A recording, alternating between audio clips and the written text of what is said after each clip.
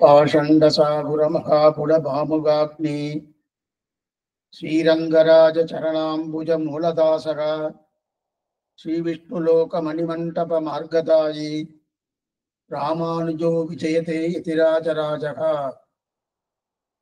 விஷ்ணுலோக மணிமண்டபம் என்று சொல்லக்கூடிய ஸ்ரீவைகுண்டத்துக்கு மார்கதாயி, அந்த மார்க்கத்துக்கு உண்டான வழியை சுவாமி எம்பெருமானாருடைய திருவடியை பற்றினார். அவரே வழியாக இருந்து கொண்டு நம்ம அழைத்துக் கொண்டு போவதற்குண்டான ஆவணம் செய்வார் என்று தாட்டி பஞ்சகத்தின் கடைசி ஸ்லோகத்தில் சொல்லப்படுகிறது. அப்படிப்பட்ட விஷ்ணுலோக மணிமண்டபத்துக்கு அவர் அழைத்துக் கொண்டு போகிறார் என்றால் அவருடைய சம்பிரதாயம் என்ன? சாஸ்திரம் சொன்னபடி அவர் எப்படி அந்த சாஸ்திரத்தை, அதில் ஏதோ சில கருத்து வேறுபாடுகள் இருந்தாலும் அதையெல்லாம் எப்படி சமன்வயப்படுத்தினார்? அதற்கு மேற்கொண்டு சில வாக்கியர்கள், குதிருஷ்டிகள், சாஸ்திரத்தை ஒத்துக்கொண்டு பேசக்கூடிய குதிருஷ்டிகள் என்ன, சாஸ்திரத்தை ஒத்துக்கொள்ளாமல் பேசக்கூடிய வாக்கியர்கள் என்ன, அவருடைய வாதங்கள் என்ன, அந்த வாதங்கள்லாம் எந்த சாஸ்திரத்தை கொண்டு நிர்ணயம் பண்ணினார், மேலும் அவருடைய மதம் என்ன என்றது தெரிவிக்கணும். அதற்காகவே சோழசோமபுரம் தொண்டையாச்சார சுவாமியுடைய சசிஷ்யராக இருக்கக்கூடிய ஸ்ரீனிவாசாச்சார சுவாமி தன்னுடைய ஆச்சாருடைய நியமனமாக அதன்படியே யதீந்திர மத தீபிகா என்கிற ஒரு கிரந்தத்தை அனுகிரகித்தார். அதை நாம் அனுபவித்துக் கொண்டிருக்கிறோம். எல்லா வஸ்துக்களும் இரண்டாக பிரிப்பார்கள், பிரமாணம், பிரமேயம் என்று. அதில் பிரமாணத்துல 3ஐயும் பிரமேயத்தில் 7 விஷயத்தையும் சொன்னார். இது ஒரு அவதாரமா எடுத்துள்ளார். மொத்தம் 10 அவதாரங்கள். பிரமாணத்தாலே 3 அவதாரங்கள், சப்த பிரமாணம், பிரத்யக்ஷ பிரமாணம், அனுமான பிரமாணம் என்று 3. அதற்கு மேற்கொண்டு பிரமேயத்தில் 7 எடுத்துட்டார். பிரமேயத்தில் 7 எப்படி எடுத்துக்கொண்டார்னா, திரவியம் அத்ரவியம் என்று பிரித்தார். திரவியமாக இருக்கக்கூடிய நிலை எது? பிரகிருதி, காலம், நித்திய விபூதி, தர்மபூத ஞானம், ஜீவாத்மா, பரமாத்மா என்று 6. அதற்கு மேற்கொண்டு அத்ரவியமாக இருக்கக்கூடிய குணங்கள் அப்படிங்கிறார். இதுல பிரகிருதி என்று சொல்லக்கூடிய அந்த பிராகிருதமாக இருக்கக்கூடிய நிலையை நம்ம அனுபவிக்க பெற்றோம் நேற்றைய காலட்சேபத்துல.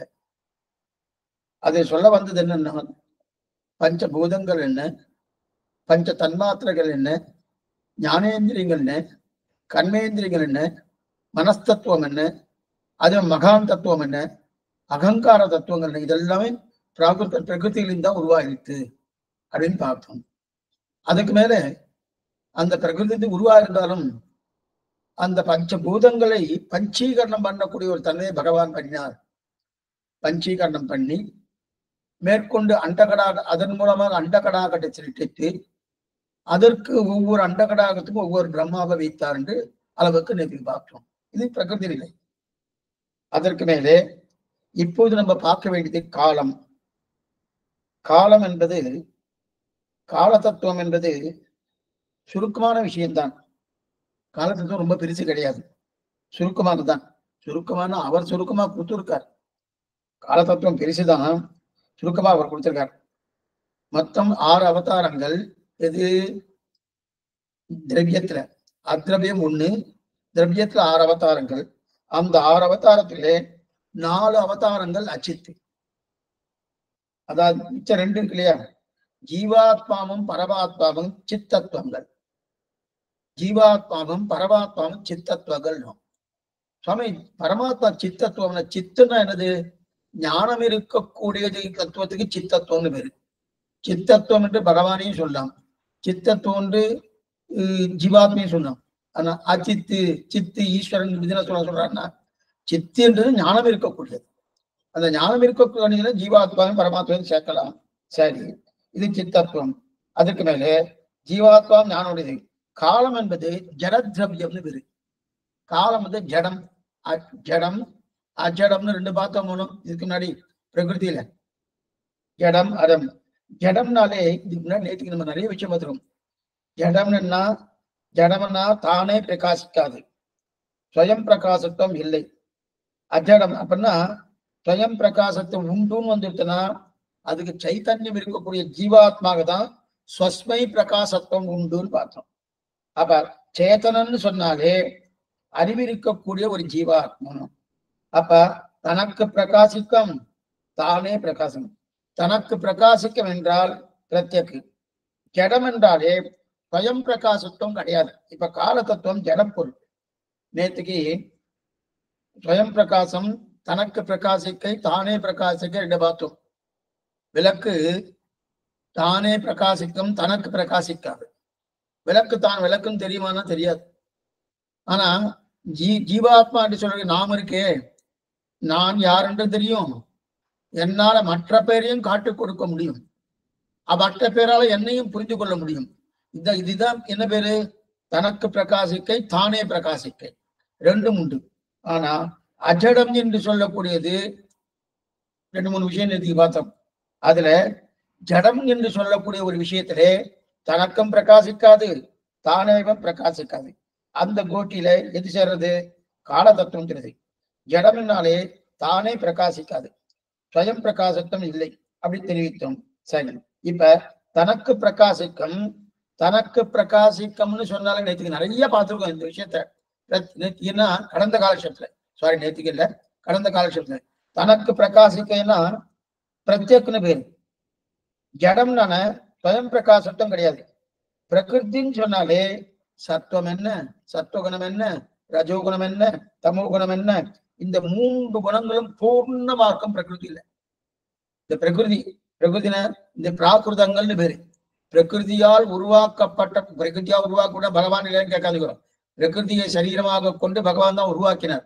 அப்படி இருக்கச்சதே இந்த பிரகிருதியை உருவாக்கப்பட்ட வஸ்துக்கள் எல்லாமே என்ன? பிராகிருதங்கள். பிராகிருதங்கள் எல்லாமே முக்குணத்தோடு கூடியது. புரியுதா? முக்குணத்தோடு கூடியது. அப்ப சத்வகுணம் என்ன, ரஜோகுணம் என்ன, தமோகுணம் என்ன, இந்த மூன்று குணங்களும் பூர்ணமா இருக்கிறது பிரகிருதிக்கு. ஆனா பிரகிருதியே முக்குணங்களும் கூடியது. ஆனா காலம் என்பது முக்குணங்களும் கூடியது கிடையாது. பிரகிருதி என்று சொல்லக்கூடிய இந்த பிராகிருதம் என்பது மூன்று குணங்களுடைய சத்துவகுணம், ரஜோகுணம், தமோகுணம் கூடியது. ஆனா கால தத்துவம் இருக்கு இல்லையா, அதுல குணங்களே கிடையாது. சத்துவகுணமோ ரஜோகுணமோ ரமோகுணமோ மூணுமே கிடையாது. ஆனா சாமானியம் லோகத்தை என்ன சொல்லுவாங்க, சுவாமி காத்தால எழுந்துருங்கோ, நல்ல சத்துவகுணம் இருக்கும், அந்த எழுந்துட்டா உங்களுக்கு நன்னா மனப்பாடம் பண்றதுக்கு, நன்னா படிக்கிறதுக்கு, இதுக்கெல்லாம் சௌரியமா இருக்கும். காத்தாலதான் சுவாமி சத்துவகுணம் இருக்குன்னு சாதமா சொல்லுவார் இல்லையா? அப்ப சொல்லும் போது நமக்கு என்ன தோணும்னா, சுவாமி காலைன்னா அது ஒரு வேலை வந்துச்சுன்னா அது ஒரு நேரம் தானே. அப்ப கால தத்துவம் தானே, காலை என்பது கால தத்துவம் தானே. அப்ப கால தத்துவத்துல சத்துவகுணம் இருக்குன்னு சொல்லியிருக்காரு சுவாமி. நீங்க என்ன சொல்றீங்க? கால தத்துவத்தை குணங்களே கிடையாதுன்னு சொல்றேன், மூன்று கணங்களும் கிடையாதுன்னு சொல்லிட்டு இருக்கிறேன்னா அந்த அது காலத்தில் இருக்கக்கூடிய சத்துவகுணம் இல்லை. இந்த காலத்துல சத்துவகுணம் உண்டு அப்படின்னு சொல்றாலும் அது காலத்தில் இருக்கக்கூடிய சத்துவகுணம் கிடையாது. அந்த காலத்தில் சத்துவகுணம் நமக்கு உயர்த்தியா இருக்கும்னு அர்த்தம். சிலதெல்லாம் கொஞ்சம் நம்ம அப்படியே மாற்றிடுறோம், அப்படியே மாற்றிட்டே வந்துடுறோம். புரியத்துக்கா சொல்றேன். இந்த விதவை எல்லாம் அவெல்லாம் வந்தா கல்யாணம் எல்லாம் பண்ணப்படாது, அவெல்லாம் மேடையில ஏற்றப்படாது அப்படின்லாம் சில இடத்துல சில பேர் ஒரு தவறாத வார்த்தை எல்லாம் சொல்லிட்டு இருக்கா. ரொம்ப தவறான கருத்துக்கள். விதவை என்பது இயற்கையாக ஏற்பட்டது. கணவனை இழந்தவர்கள் அவர்கள் தாராளமா மங்கள விஷயத்துல தாராளமா கலந்து கொள்ளலாம், எந்த தவறும் கிடையாது. மங்கள விஷயத்துல கலந்து கொள்ளக்கூடாதுன்னு எந்த சாஸ்திரம் சொல்லியிருக்குன்னு சொல்லும். எதுக்கு சொல்ல வந்தேன்னு, அதே போல இந்த காலம் என்பது முக்குணங்களோடு கூடியது கிடையாது. அப்ப கார்த்தால நல்ல சத்துவகுணத்தோடு இருக்கும் அப்படின்னா சுவாமி பிரம்ம முகூர்த்தம்னு சொன்னாலே சத்துவகுணம்னு சொல்றாரு சுவாமின்னா, அந்த காலத்துல சத்துவகுணம் இல்ல. தானே பாருங்க, அந்த காலத்தில் சத்துவகுணம் நமக்கு உயர்த்தியா இருக்கு. என்ன பாருங்க, அந்த காலத்துல சத்துவகுணம் நமக்கு உயர்த்தியா இருக்கு. அப்ப சில பேர்லாம் ரொம்ப கோபமா இருக்காங்க, சுவாமி ரொம்ப கோபமா இருக்கா சுவாமி, காலம் படுத்துற பாடு சுவாமி, அதனால அவர் கோபம் வரும்படி பண்றது. இந்த காலம் இந்த மாதிரி அவர் கோபம் வரும்படி பண்றதுன்னு சொல்லையா, காலம்லாம் ஒண்ணும் பண்ணாது. காலம் ஒண்ணும் பண்ணாது. ஏன்னா காலத்துக்கு முக்குணங்கள் கிடையாது.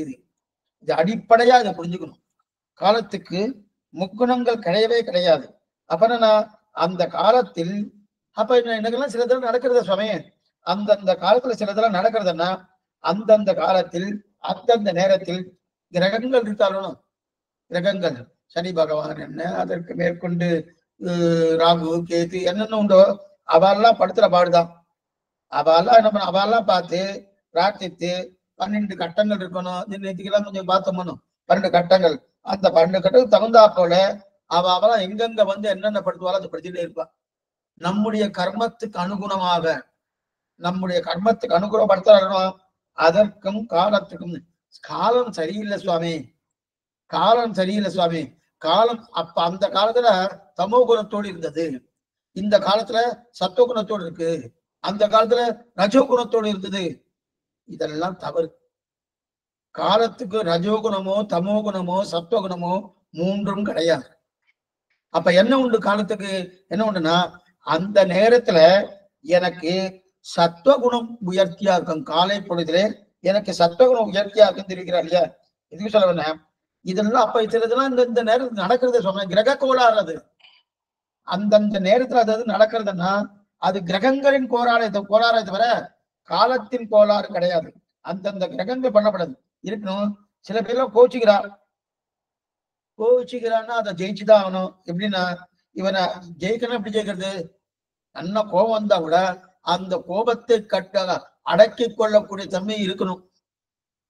அதான் ஆத்மகுணன் பிரதானம் இருக்கிறது.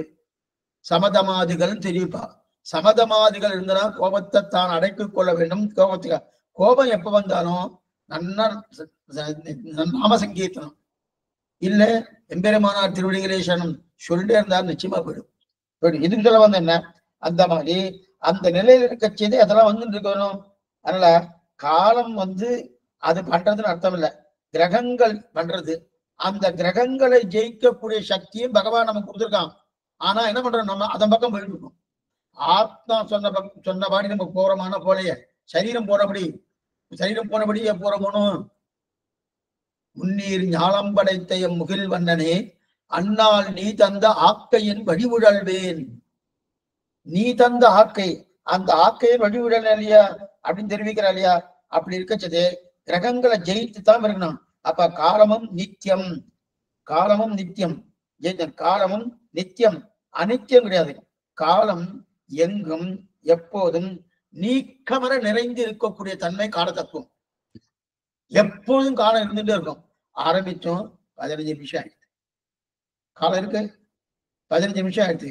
இப்ப கால தத்துவம் வந்து இங்க எப்பவுமே உண்டு, எப்பவும் நீக்கமர நிறைந்திருக்கும். காலம் இல்லாத இடமே கிடையாது. எந்த இடத்துக்கு போனாலும் காலம் இருக்கு. இப்ப புஸ்தகம் வச்சுட்டு இருக்கேன், யதீந்திரமத தீபிகா புஸ்தகம் வச்சுட்டு இருக்கேன். இந்த புஸ்தகத்து மேல அப்படியே காலம் மூடிட்டு இருக்கும்.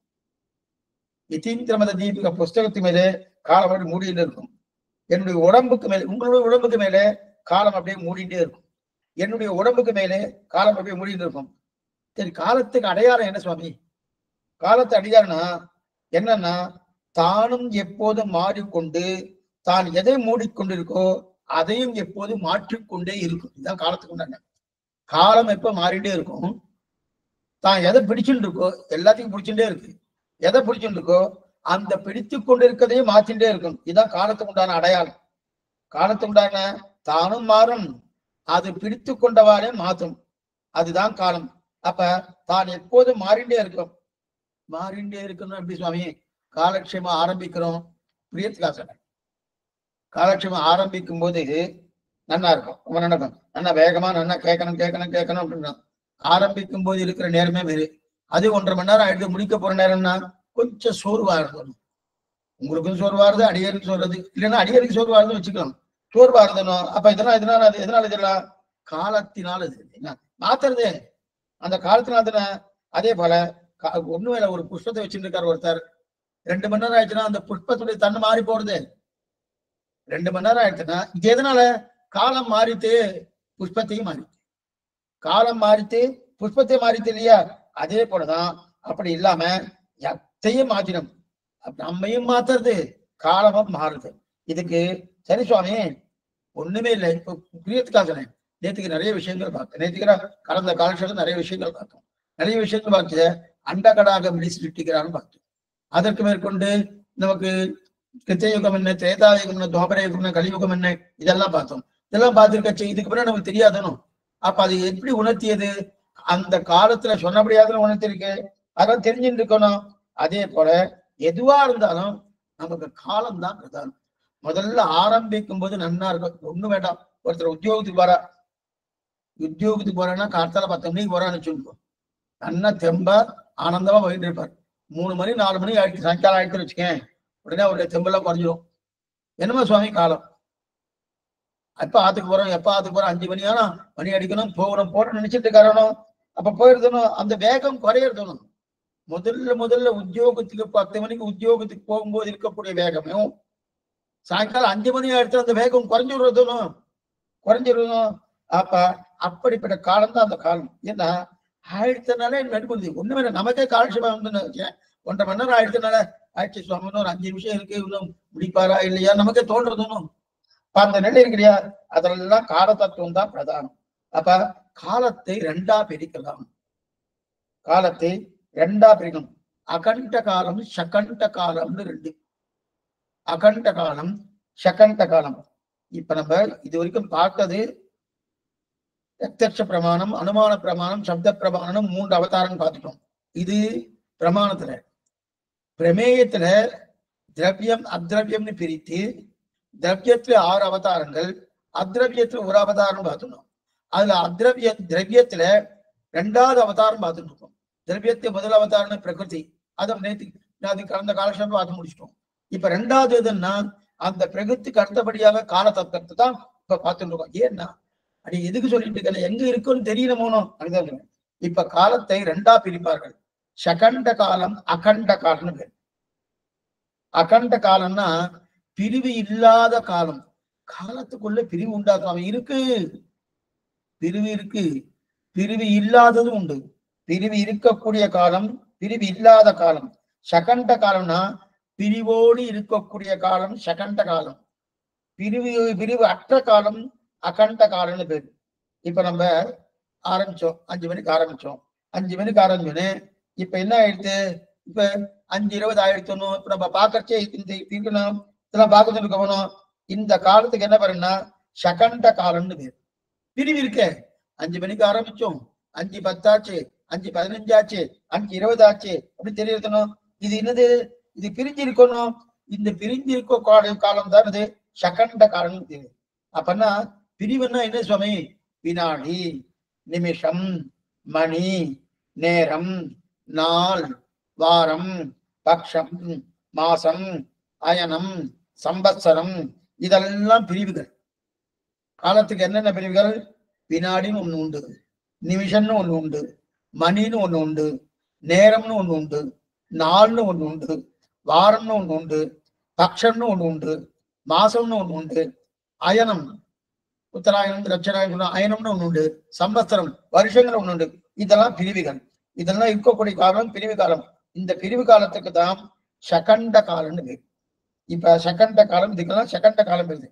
அப்ப சுக்கம் காலம் என்கிற தத்துவத்தை 3ஆவும் பார்க்கலாம். 3ஆவும் பார்க்கலாம் சகண்ட காலம். இப்ப 3ஆனா எப்படின்னா நிகழ்காலம், எதிர்காலம், வரும் எதிர்காலம், இறந்த காலம். 3 காலம் பார்க்கிறோம். 3 இறந்த காலம், நிகழ்காலம், வருங்காலம் பார்க்கிறோமா? இந்த பெயர்களோடு கூடியிருக்க காலத்துக்கு அகண்ட காலம்னு பேரு. இதுக்கு பிரிவே இல்லையே. நிகழ்காலம் எத்தனை மணி நேரம் சுவாமி? சுவாமி பிரிவு கிடையாது. இறந்த காலம் எத்தனை மணி நேரம் சுவாமி? பிரிவு கிடையாது. வருங்காலம் எத்தனை மணி நேரம் சுவாமி? பிரிவு கிடையாது. அந்த பிரிவு இல்லாத கூடிய காலம், பிரிவோடு இருக்கக்கூடிய காலத்துக்கு சகண்ட காலம்னு பேரு. பிரிவு இல்லாத காலத்துக்கு அகண்ட காலம். அந்த அகண்ட காலம் என்ன? இறந்த காலம், நிகழ்காலம், எதிர்காலம். அப்ப அந்த அகண்ட காலத்து துளி துளிதான் சகண்ட காலம். எக்ஸலண்ட். காலத்துக்கு இவ்வளவு டெபினிஷன் இருக்கான்னு தெரியல. அந்த அகண்ட காலம் இருக்கு இல்லையா? அகண்ட காலம் எது? இறந்த காலம், எதிர்காலம், நிகழ்காலம் இருக்கு இல்லையா? அதிலிருந்து ஒரு துளி துளி எடுத்துக்கொண்டுதான் சகண்ட காலம். அதிலிருந்து பிரிவு ஏற்படுவதுதான் சகண்ட காலம். ஆனா அகண்ட காலத்துக்கு பிரிவு கிடையாது, சகண்ட காலத்துக்கு பிரிவு உண்டு. எதுக்கு சொல்றேன்னா புரியத்துக்காக அகண்ட காவேரின்னு சொல்லுவா. அகண்ட காவேரி ஸ்ரீரங்கத்துக்கு முன்னாடி மேற்கேந்து வருது இல்லையா?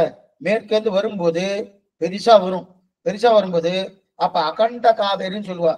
அதன் பிறகுதான் ஸ்ரீரங்கம் வருவதற்கு முன்னாடி தென்திருக்காவேரி வடதிருக்காவேரி மாறுதணும். அந்த பக்கம் கொள்ளடன் போறான், அந்த பக்கம் காவேரின்னு சொல்றாரு. ரெண்டு பேரும் பாடி போறதணும். அப்ப அகண்ட காவேரி அகண்ட காவேரின்னு. அகண்ட காவேரி என்ன? அகண்ட காவேரின்னு கிடையாது, பேருக்கு. ஏன்னா அகண்ட காலம் வரை அகண்ட காவேரின்னா அந்த மாதிரிலாம் கிடையவே கேட்டிருந்தோம். அகண்ட காவேரின்னா அப்புறம் சகண்ட காவேரி இருக்கா சுவாமின்னு கேட்டுருந்தோம். புரியத்துக்காக சொன்னேன். அதே போல இன்னொன்னு சேர்த்து சொல்லிடுறேன். நேற்றுக்குதான் ஒருத்தர் சொல்லிட்டு இருந்தார் அகண்ட காவேரின்னு கிடையாதுன்னு சொன்னேன். ஆனா அகண்ட காலம் உண்டு, சகண்ட காலம் உண்டு. இன்னொன்னு என்னன்னா பெரிய திருவடின்னு சொல்றோம். அதே போல சிறிய திருவடியான்னா கிடையாது. பெரிய திருவடி சொல்லலாம், அது கருத்வான்னு பேரு. யாரு? கருட பகவான், அது பெரிய திருவடி. பெரிய திருவடின்னு இருக்கு. சிறிய திருவடி வர வேண்டாமா சொன்ன? சிறிய திருவடின்னு பேரு. நீங்க எங்க வியாக்கியானத்தை எடுத்துட்டாலும் திருவடி மதித்த ஐஸ்வர்யமிரே அப்படிதான் வியாக்கியானத்தை எடுப்பா. அப்ப சிறிய திருவடி மதித்த ஐஸ்வர்யமிரேன்னு எடுக்க மாட்டான். சிறிய திருவடின்னு கிடையவே கிடையாது. திருவடின்னு பேரு அல்லது பெரிய திருவடின்னு பேரு. இது தெரியுது. பெரிய திருவடி ஆனபடியாலே சிறிய திருவடி தவறான கருத்து. எதுக்கு சொல்றதுன்னா ஆஞ்சநேயர் பண்ண கைங்கரியத்துக்கு ஒரு சிறிய திருவடியா? ஆச்சரியமான கைங்கரியம் பண்ணியிருக்கார். ராமனே ஆலிங்கனம் பண்ணிட்டான். அதை விட்டுட்டு அது ஒரு சிறிய திருவடி உண்டானா அதை கிடையாது. இது எதுக்கு சொல்ல வந்தேன்னா அந்த மாதிரி அகண்ட காவேரின்னு கிடையாது. ஆக அகண்ட காலம் உண்டு, அகண்ட காலம் உண்டு. இப்ப காலத்தை அகண்டம் என்றும் கண்டம் என்றும் பிரிக்கிறார். காலத்தை அகண்டம் என்றும் கண்டம் என்றும் இருக்கிறார். அகண்ட காலத்திற்கு 3 பாகங்கள் உண்டு. அகண்ட காலத்துக்கு இப்ப பார்த்தோம், பூத காலம், பவிஷ்யத் காலம், வர்த்தமான காலம். சாமி அப்ப வேற சொன்னாரு, சம்ஸ்கிருதத்தை சொல்றா, தமிழ்ல சொன்னேன். இறந்த காலம், நிகழ்காலம், எதிர்காலம். வருங்காலம்னா எதிர்காலம். அதுதான் பூத காலம், பவிஷ்யத் காலம், வர்த்தமான காலம் வருது. இப்ப இது இருக்கு இல்லையா? இதெல்லாம் என்னது? அகண்ட காலத்தினுடைய 3 பாகங்கள். அடுத்து யுகம். அது காலத்துக்கு என்னென்ன பேச்சு வழக்கெல்லாம் உண்டு. காலத்துக்கு என்னென்ன பேச்சு வழக்கு? க்ஷிப்ர, க்ஷீராதி, ஸ்திர அப்படின்னு பேச்சு வழக்கலாம். க்ஷிப்ரன்னா விரைவாக, க்ஷிப்ரம்னு சொல்லுவாங்க. க்ஷிப்ரனா விரைவாக. க்ஷீராதின்னா நீண்ட காலமாய், நீண்ட காலமாக, நீண்ட காலமாய். ஸ்திர நீண்ட. இந்த மாதிரி பேச்சு வந்திருக்கனால இதெல்லாம் காரணமா இருக்கு. ஏன்னா கால தத்துவம் இருக்கவே தான் இதெல்லாம் வந்துட்டு இருக்கு. சில பேர்லாம் சுவாமி அவர் என்ன சுவாமி காலட்சேபம் பண்ணிட்டு இருக்காரு, இழு இழு இழு இழுத்துட்டே இருக்காரு அப்படின்னு பேசுறோமோ. சில பேர்லாம் இழு இழு இழுக்கிறாருன்னு அப்படின்னு. அப்படி இதெல்லாம் எதனால இருக்கிறது? கால தத்துவம் தான்.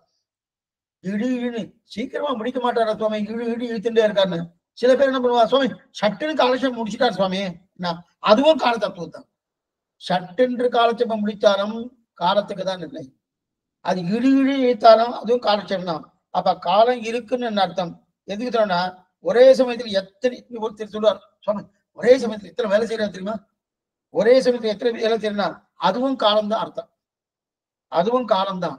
ஒரே சமயத்தில், சமயம்னால காலம் தானே. ஒரே சமயத்தில் எத்தனை வேலை செய்யறா சுவாமி அப்படின்னு சொன்னா அதுவும் காலம் தான். இதை போல விவகாரத்துக்கெல்லாம் காரணம் காலம்தான் காரணமா இருக்கு.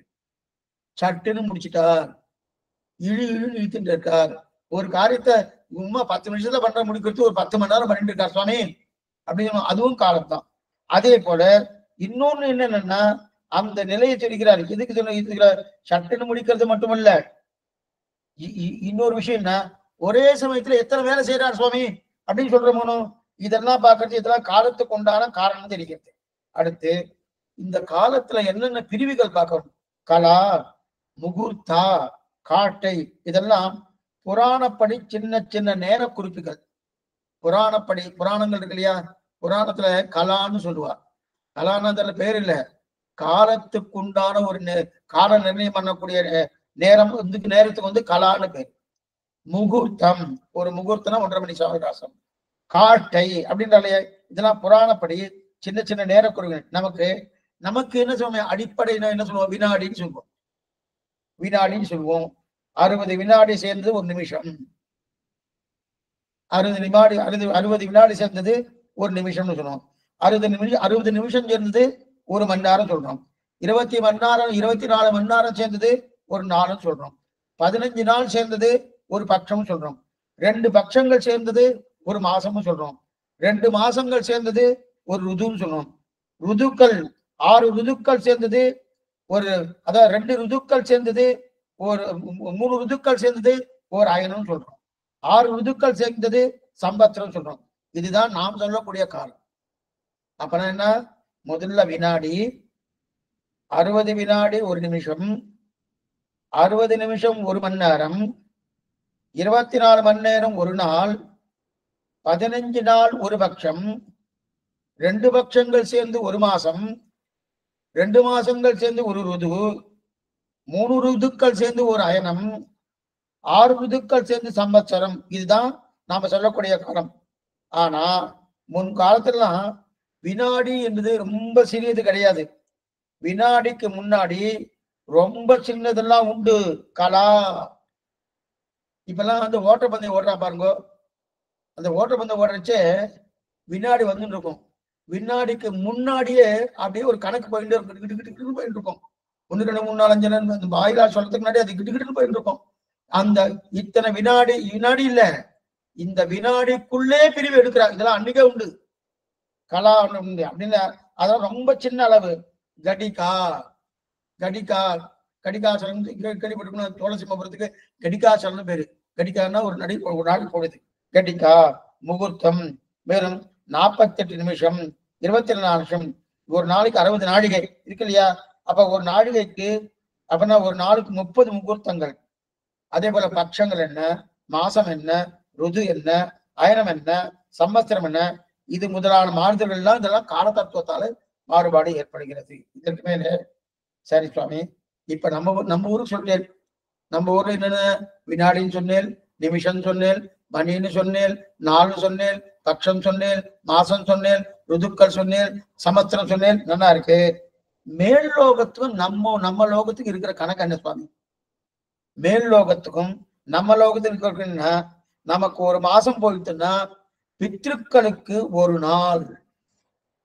அதனால புரிஞ்சுக்கோ, பித்ருலோகம் இருக்கணும். சார்த்தம் பண்ணிச்சே திருலோகத்துக்கு தான் பிரதான கூப்பிட்டு கொடுப்பா. அப்படிங்கச்சே பித்ருக்களுக்கு லோகம் இருக்கணும். அந்த லோகத்துல நம்முடைய 1 மாசம் அவர்களுக்கு 1 நாள். நமக்கு 15 நாள் என்கிற பட்சம் என்பது, அதாவது வளர்பிறை என்பது பித்திருக்களுக்கு பகல். நம்முடைய 15 நாள் தேய்பிறை என்பது பித்திருக்களுக்கு ராத்திரி. அமாவாசை என்பதுதான் மத்தியானம் பொழுது பித்திருக்களுக்கு. அதனாலதான் அமாவாசை அமாவாசை தர்ப்பணம்னு சொல்றோமோ. பித்திருக்களுக்கு அது மத்தியானம் பொழுது அமாவாசை தான், மற்ற பொழுது. அப்ப மனுஷன் இது வந்து எப்படி, நம்முடைய 1 மாசம் பித்திருக்களுக்கு 1 நாள். அதே மனுஷர் நம்முடைய 1 வருஷம் தேவலோகத்துல 1 நாள்.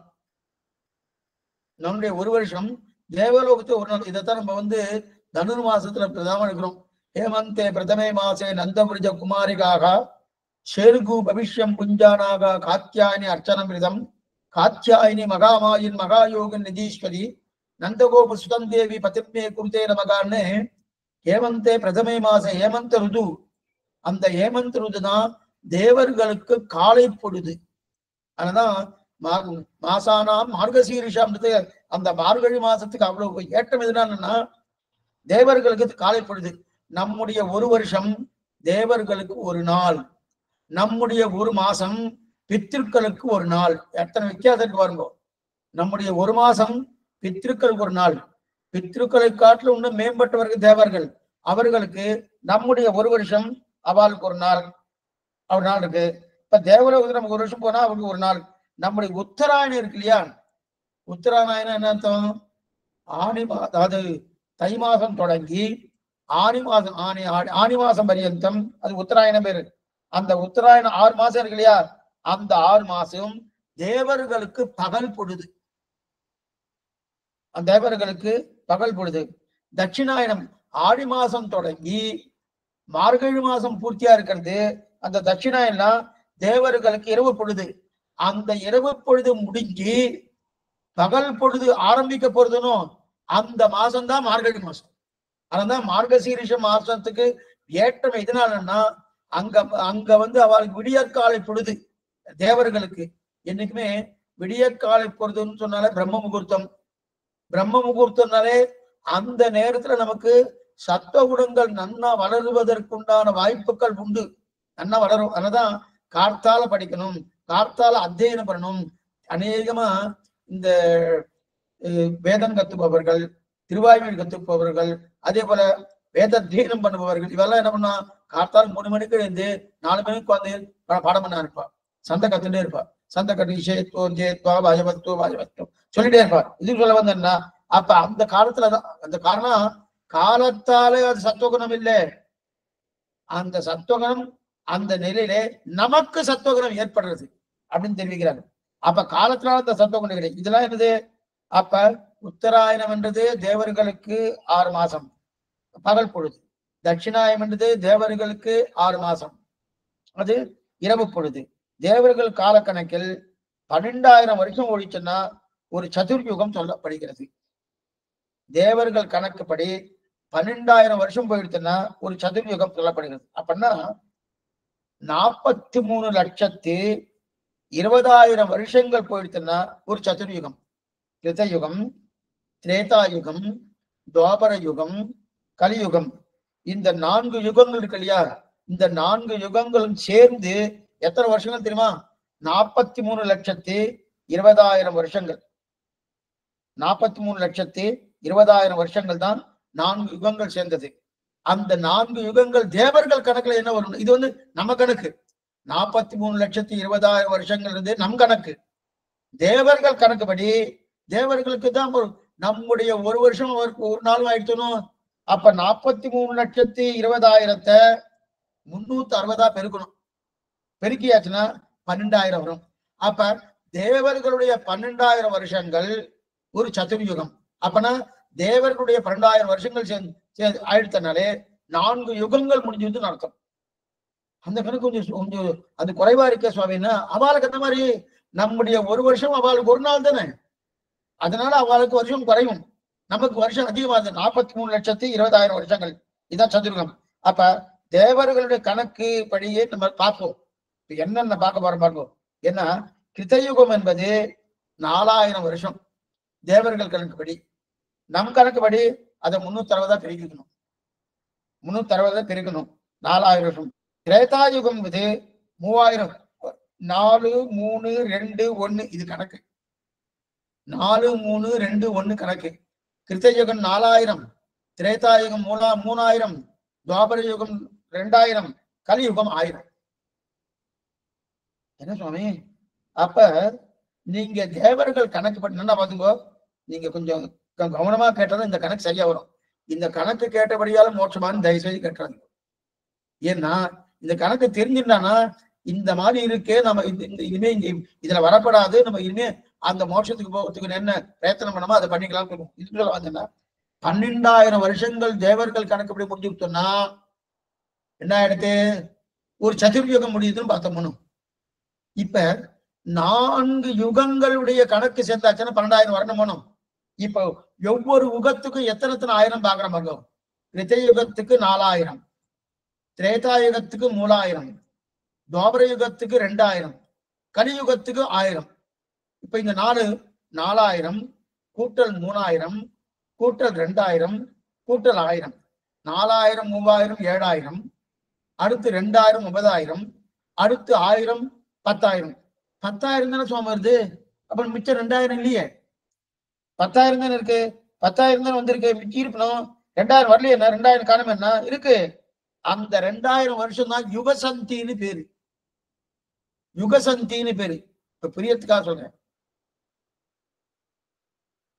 மதுரகவி ஆழ்வார் துவாபர யுகத்தில் அவதாரம் பண்ணார். பொய்கையாழ்வார், பூதத்தாழ்வார், பேயாழ்வார் இவாரெல்லாம் துவாபர யுகத்துல அவதாரம் பண்ணார்.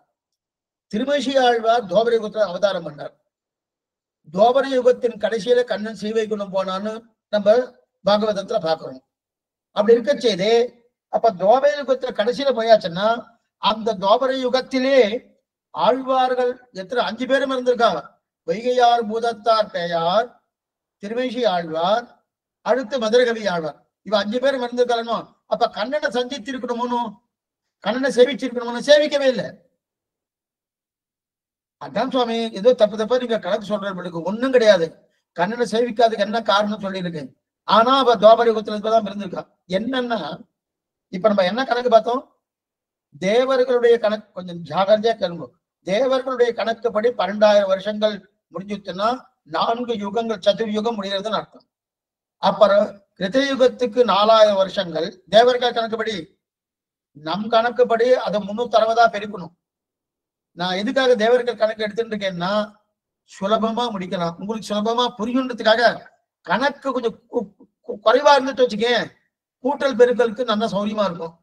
அப்படியே லட்சமா போயிருந்து வச்சுக்கேன், ஒண்ணுமே புரியல சுவாமி, ஏதோ அயோமயமா இருக்குன்னு சொல்லுவா. எது சொல்ல வந்தேன்னா அப்ப கிருதயுகத்துக்கு 4000 வருஷங்கள், திரேதாயுகத்துக்கு 3000 வருஷங்கள், துவாபர யுகத்துக்கு 2000 வருஷங்கள். அந்த துவாபர இருக்க வேண்டியது. தேவர்கள் கணக்குப்படி 2000 வருஷம் தான் துவாபர யுகம். தேவர்கள் கணக்குப்படி 4000 வருஷம் தான் கிருதயுகம். தேவர்கள் கணக்குப்படி திரேதாயுகம் 3000 வருஷம் தான். தேவர்கள் கணக்குப்படி கலியுகம் 1000 வருஷம் தான். ஆனா இப்ப நம்ம 5125 வருஷம் ஆயிடுச்சு. 1000 வருஷம் இது நம்ம கணக்கு. 5126 வருஷம் நம் கணக்கு. நம் கணக்குப்படி என்ன தெரியுமா வரணும்? நம் கணக்குப்படி 4,32,000 வருஷங்கள் நம் கணக்குப்படி இது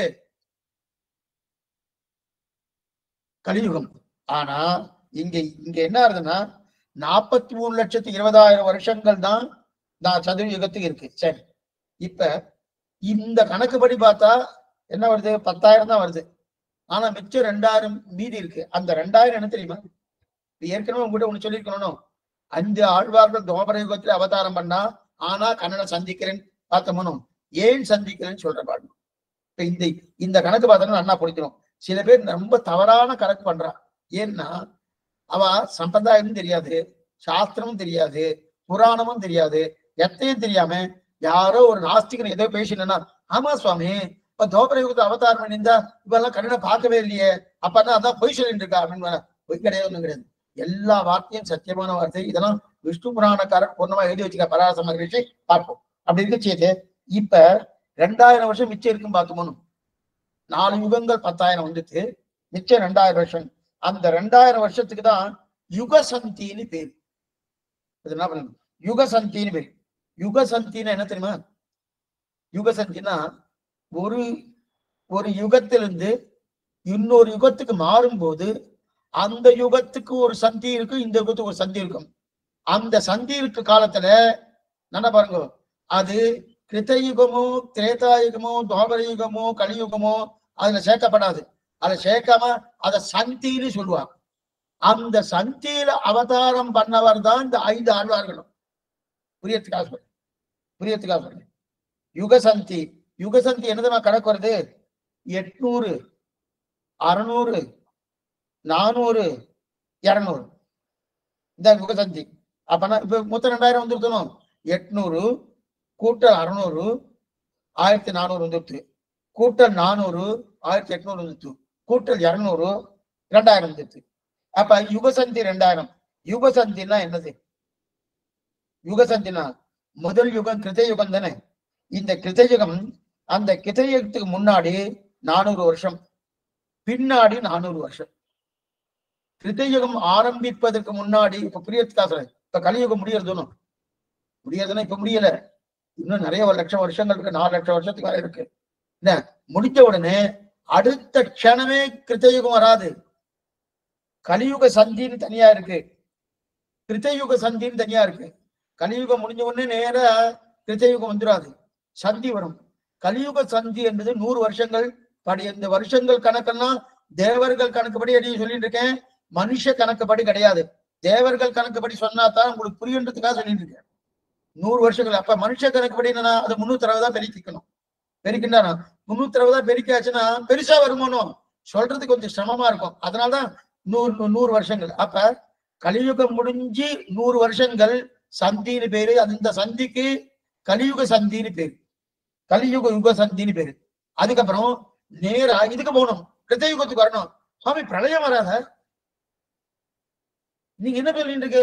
இப்ப கலியுகம் முடிஞ்சோட பிரளயம் வராதுன்னா பிரளயம் வராது. 1000 சதுர்யுகம் முடிஞ்சாதான் பிரளயம். ஒரு சதுர்யுகம் முடிஞ்சா கிடையாது. ஒரு சதுர்யுகம் என்பது 43,20,000 வருஷங்கள் நம் கணக்குப்படி. தேவர்கள் கணக்குப்படி 12,000 வருஷங்கள். அப்ப அதெல்லாம் முடிஞ்சு அது ஒரு தடவை முடியாது. அந்த 43,20,000 வருஷங்கள் பெருக்கல் 1000 போட்டாச்சுன்னா எத்தனை வருஷம் வருதோ அத்தனை வருஷம் முடிஞ்சாதான் பிரளயமே. அப்ப கூட 3 லோகங்கள் தான் போகும், பிரம்மா அழிய மாட்டார். பூபு புவகா சுவகா 3 லோகங்கள் தான். இப்ப அப்ப என்ன அர்த்தம்? ஒவ்வொரு சதுர்யுகம் முடிஞ்சதுக்கு அப்புறம் மறுபடியும் கிருத்தயுகம் வரும். அது 1000வது சதுர்யுகமா இருந்துட்டோம்னா அப்ப என்ன ஆகணும்? அப்பதான் பிரளயம் வரும். அப்பதான் பிரளயம். அப்ப என்ன சுவாமி ஆகும்னா அப்ப பிரம்மாவுக்கு பகல் பொழுது முடியறதுன்னு அர்த்தம். ஒண்ணுமே புரியல சுவாமி. பிரம்மாவுடைய பகல் பொழுது எத்தனை வருஷங்கள் தெரியுமா? நமக்கெல்லாம் பகல் பொழுது 12 மணி நேரம். பிரம்மாவுக்கு பகல் பொழுது எத்தனை மணி நேரம்? மணி நேரம் கேட்கக்கூடாது, எத்தனை வருஷங்கள் கேட்கணும். எத்தனை வருஷங்கள் தெரியுமா? அதாவது 43,20,000 1000 பெருக்கணும். எவ்வளவு வருதோ அந்த எவ்வளவு வந்து நடிகை தெரியாது, நீங்க பெருக்கி பார்த்துக்கோ. பெருக்கிட்டேன்னா எத்தனை லட்சம் எத்தனை கோடி கோடி வருதோ அத்தனை கோடி வருஷங்கள் போயிடுச்சுனாலே பிரம்மாவுக்கு 12 hours ஆயிருக்குன்னு அர்த்தம். அப்பதான் ஒரு பிரளயம் வரும். அந்த பிரளயம் என்னன்னா 3 லோகங்கள் பூபு புவகா சுவகா என்று சொல்லக்கூடிய 3 லோகங்கள் தான் அழியும். மற்ற 4 லோகங்கள் அப்படியே இருக்கும். 7 லோகங்கள் மேல இருக்கணும். நேற்றுக்கு நம்ம பார்த்தோம், அத்தல வித்தல சுத்தல பிரதாதல பாத்தால 7 லோகங்கள் கீழே, 7 லோகங்கள் மேல மத்தியில பூமண்டலம் இருக்கணும். அந்த 7 லோகங்கள் அழியறதுன்றது கிடையாது. அதுக்கு ஆத்தியந்திக பிரளயம் அது கடைசியில அந்த பின்னாடி சொல்றேன். முதல்ல இது பார்த்துட்டு ஒவ்வொன்னா பார்த்துட்டு போறோம். அப்ப 12,000 வருஷங்கள் ஒரு சதுர்யுகம் தேவ கணக்கின்படி, தேவர்கள் கணக்கப்படி. அந்த 12,000 வருஷங்கள்ல ஒரு யுகத்திலிருந்து இன்னொரு யுகத்துக்கு மாறும்போது யுகசந்தின்னு வருஷங்கள் இருக்கு. அந்த யுகசந்தி வருஷங்களுக்கு வந்து கலியுகத்துக்கு 100 வருஷங்கள் தேவர்கள் கணக்குப்படி, கிருதயுகத்துக்கு 400 வருஷங்கள். அப்ப கலியுகம் முடிஞ்சு கிருதயுகம் வரணும்னாலே கிட்டத்தட்ட 500 வருஷங்கள் தேவர்கள் கணக்குப்படி 500 வருஷங்கள் முடிஞ்சாதான் கிருதயுகமே வரும். அப்பனா 500 பெருக்கல் 360 எத்தனை வருஷங்கள் வருதோ அத்தனை வருஷங்கள் வரும். கலியுகம் முடிஞ்ச அடுத்த நாளே சுவாமி கிருத்தயுகம் நாளைக்கு வந்து சுவாமி, அதெல்லாம் கிடையாது. அதே போல கிருத்தயுகம் முடிஞ்சு திரேதாயுகம் வரணுமோனோ, கிருத்தயுகம் முடிஞ்சு திரேதாயுகம் வரணுமோனோ, கிருத்தயுகம் முடிஞ்சு திரேதாயுகம் வரணும்னா கிருத்தயுகத்துக்கு ஒரு சந்தி இருக்கு. கலியுகத்துக்கு சந்தி என்ன சொன்னேன்? இந்த பக்கம் 100 வருஷங்கள், அந்த பக்கம் 100 வருஷங்கள். இந்த கணக்கெல்லாமே தேவர்கள் கணக்குப்படி. இந்த பக்கம் 100 வருஷம், அந்த பக்கம் 100 வருஷம். இப்ப கிருத்தயுகத்துக்கு வரும்போது கணக்கு 100 வருஷம். அதே போல கிருத்தயுகத்துடைய சந்தி 400 வருஷம். அப்ப 400 கூட்டல் 100 500 வருஷங்கள். 500 வருஷங்கள் போனாதான் கலியுகம் முடிஞ்சு 500 வருஷங்கள் தேவ கணக்குப்படி 500 வருஷங்கள் போனாதான் கிருத்தயுகமே பிறக்கும். இது கிருத்தயுகத்துக்கு.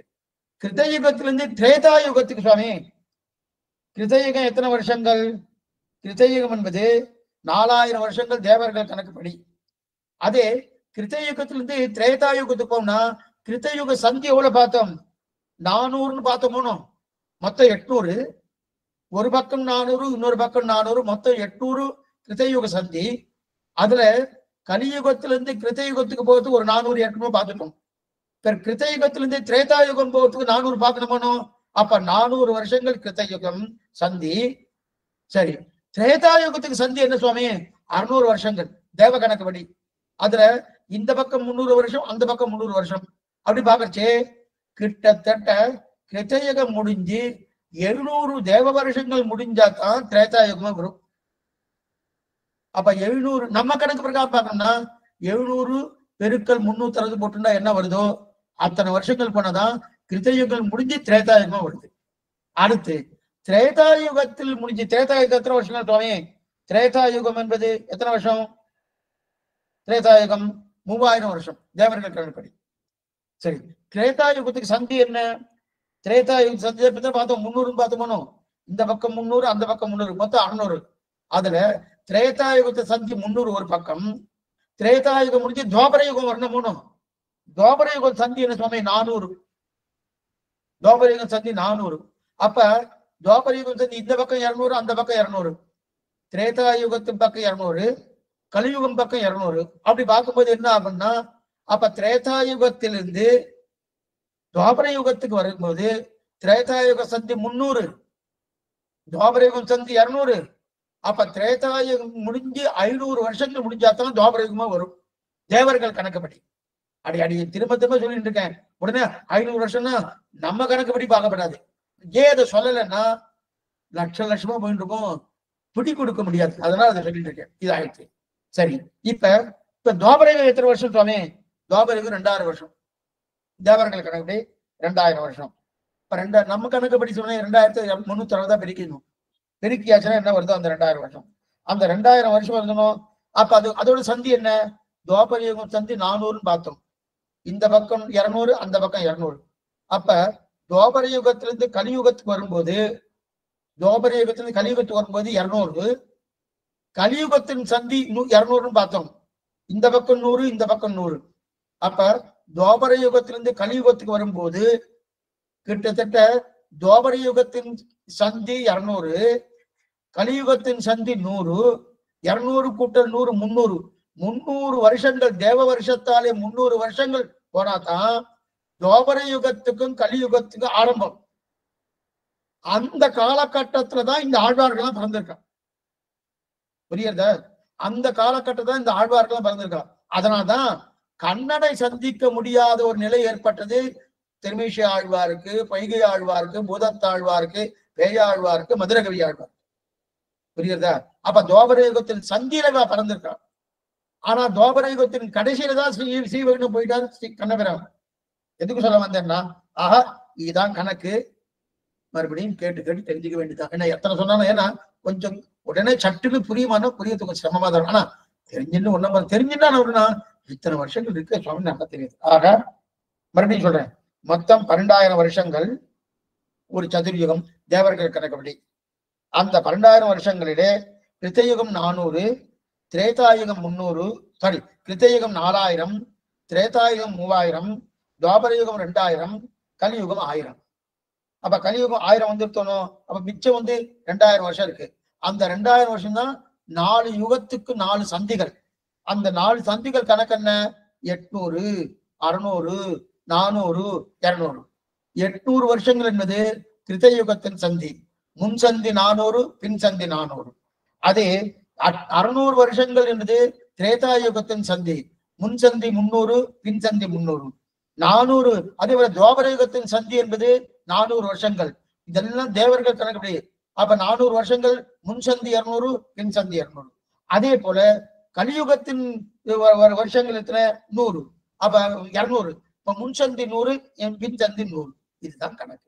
இந்த கணக்கெல்லாம் பார்க்கச்சு கிட்டத்தட்ட 43,20,000 வருஷங்கள் போயிடுச்சுன்னா நம் கணக்குப்படி இது இப்ப சொல்றது ஒரு சதுர்யுகம் முடிகிறதுன்னு அர்த்தம். இதான் அர்த்தம். இது நல்லா படிங்கோ. ஆக முன்னு பின்னு இருக்கு, சந்தி இருக்கு. அந்த சந்தி காலத்துலதான் யார் பண்ணா? அவதாரம் பண்ணா ஆழ்வார்கள்.